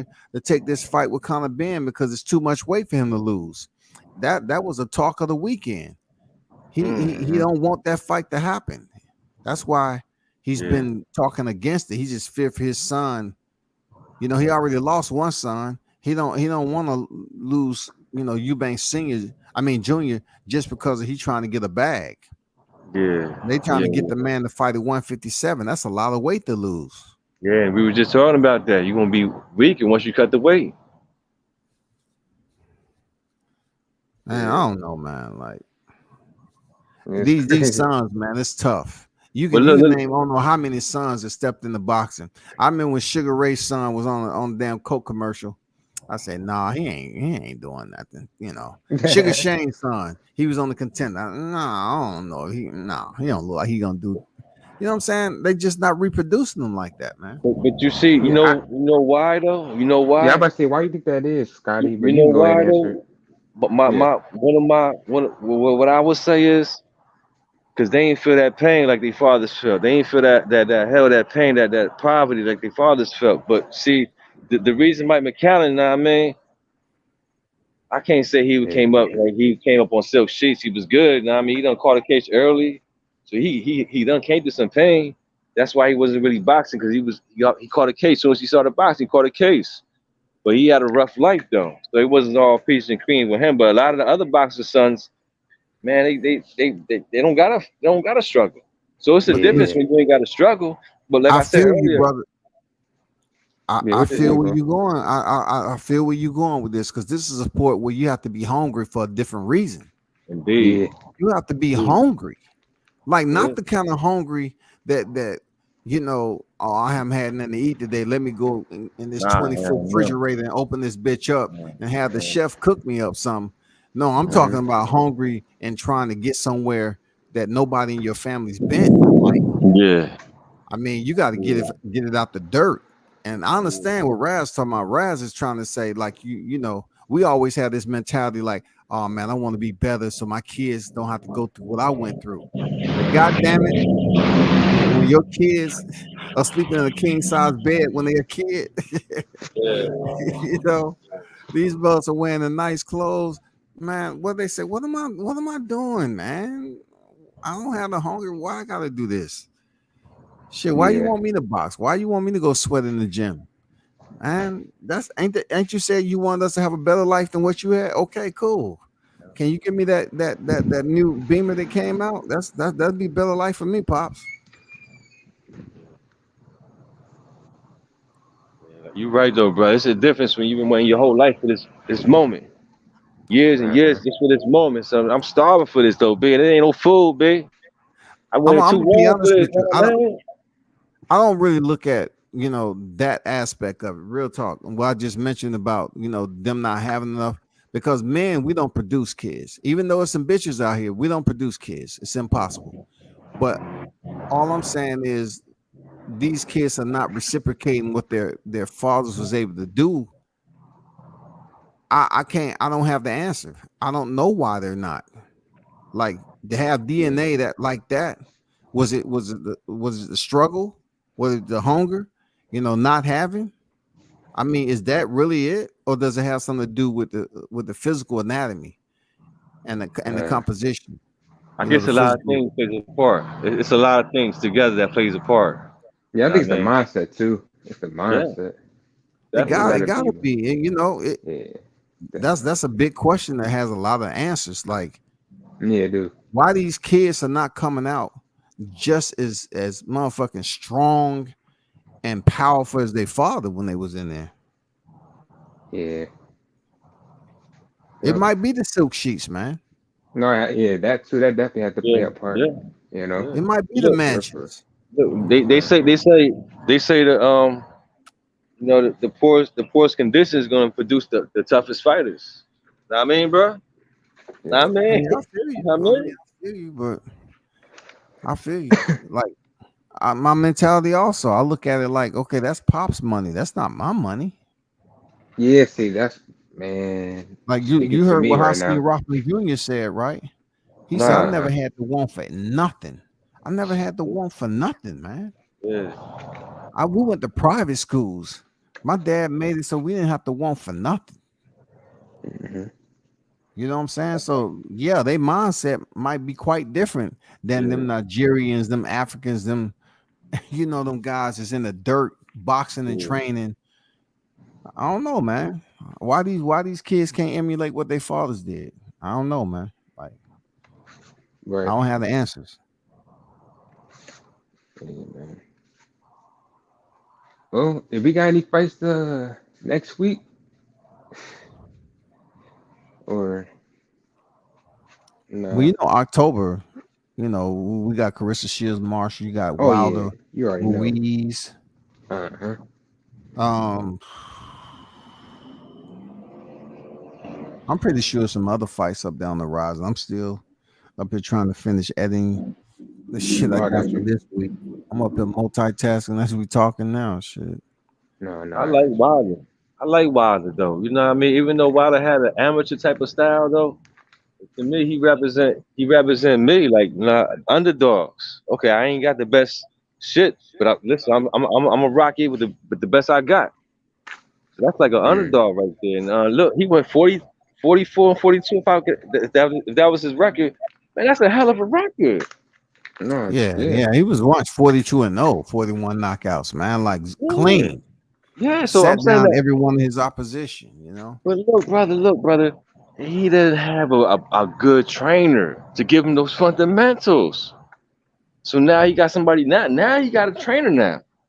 He got another somebody. Who's his trainer now? I'm not sure, but somebody else joined his crew. I'm not sure who the guy is, but the guy looked like he know what he's talking about though. And he yeah, Wilder looking a little bit different. You know. yeah. Yeah, he talking about Malik Scott. No, no, no, no, Little no, no, no, white. No, no, it no, ain't no, Malik. no, no, no, It no, ain't no. Malik. A different guy. A different guy. Because the Malik Scott. I mean, things ain't gonna happen overnight though. You know, you had like a whole amateur career. You had 40 fights using this one style, depending on that right hand. You're gonna have to. It's gonna take some time to get out there. You know, you did a Mm-hmm. whole lot with that style though, right there. But come on, man, everybody know you for the 1-2. And it That ain't one working. two, that 1-2 was lethal though. You know what I'm saying? That one Was two was lethal. You talking about the heavyweight division? You can get away with a 1-2, bro. Woo, Mm-hmm. Maybe not so woo. much in the lighter divisions because they're much faster on their feet. But the heavyweight division, they're much idle. They're much more idle and they don't move a lot. A And lot of this is heavyweights why. don't move like Frank Sanchez and them. Yeah, A little bit younger Luis Ortiz. You know what I'm saying? They just heavy hitters. They not moving around like that, man. and this is why a lot of people gonna lose that bag betting on Spence, cause Spence got it. He got what else he got? What else he got? I mean, like he tried to say that I adapt to other people's fight styles. Get the fuck yeah, quit the. Listen, if they say you're a pressure fighter and you pressing people, but it ain't working. So you got to do this, Sean Porter. You fighting for your life with Sean Porter. Well, he's just giving you problems. He's not fighting for your life, but he's giving you problems and everybody else. So it's not like he a straight up pressure fighter. When he got to try to adapt to Mike Garcia style. Come on, you supposed to be a pressure fighter, be on some pressure shit. But now you got to adapt to all these other guys because yo, they rocking you now. They done caught on to you, but nobody picked his cards yet. But when he come up with Crawford, it's a whole different story. It's a And whole you know different what's story. crazy?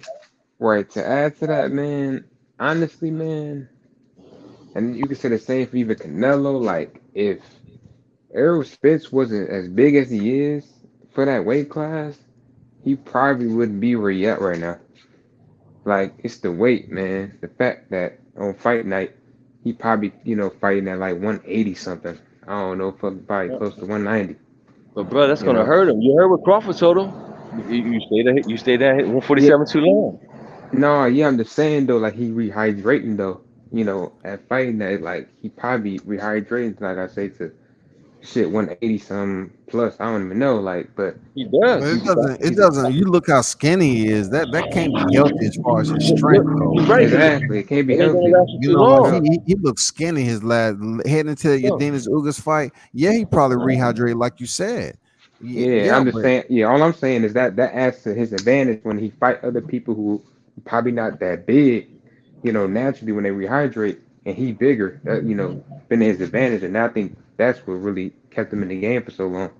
Yeah, Now but he's as fighting a dude time, like Crawford, who in yeah, that weight class, who got his body acclimated into the weight to where yeah, he ain't gonna have no big weight advantage over Crawford when they fight on fight night. yeah. You know?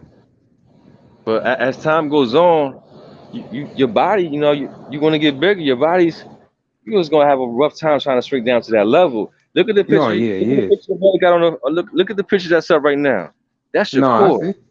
You see, this kind of reminds me of how however it was when he fought Danny Garcia. You see how he had to shrivel down at the on the scale. You see how skinny he looked.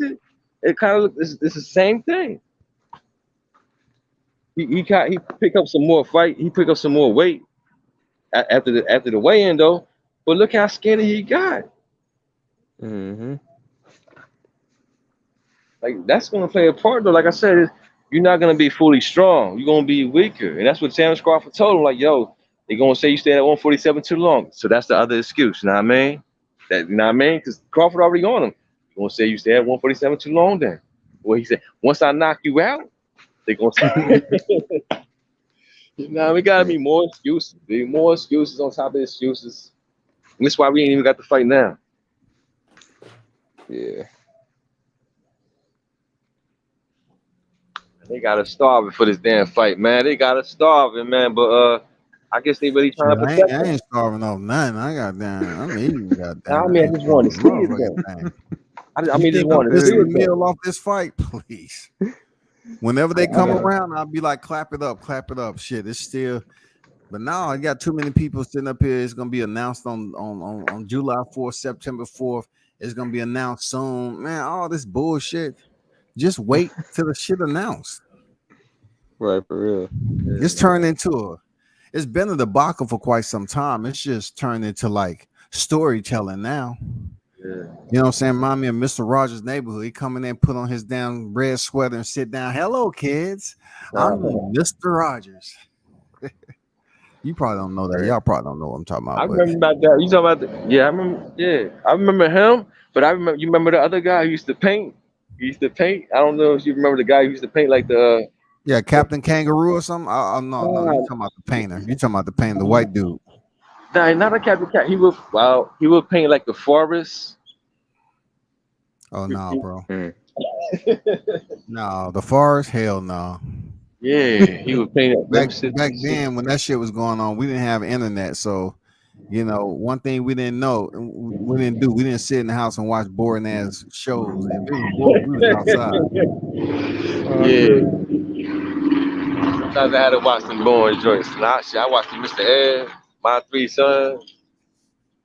Yeah, Leave It to Beaver, Yeah. Brady Bunch, Little House on the Prairie, Yeah.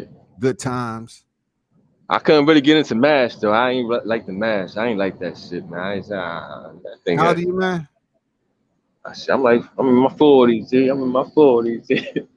He said he like I'm in my 40s. No, you got a number, goddammit. I was up there. It's all good. I don't need to know. You in your 40s. So you pretty much grew up off some of the same shit that I seen back then. You know what I mean? It's all good. I just think they were some of the best shows back then because it wasn't reality TV. This was like scripts. It was actually actors and actresses acting back there. But yo, man, hey, I'm about to bounce, fellas. I still got to do some editing shit, get these pictures out. Right. Get right, G. Get right, G. Like I said, man, appreciate you again, brother. Know what I mean? Yeah, same here. Yo, man, y'all hold it down. You know, appreciate y'all pulling up and everything. Anytime, man. We'll definitely do it again another day, but damn, time went by quick.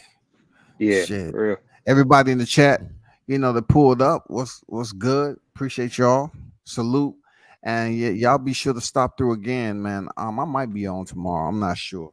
Just according to how long it takes to get these pics and edit this content to get it out there. Right. Appreciate it, man. Y'all hold it down. Turn up and tune in to World Combat Sports. I'm out. Yeah. Peace.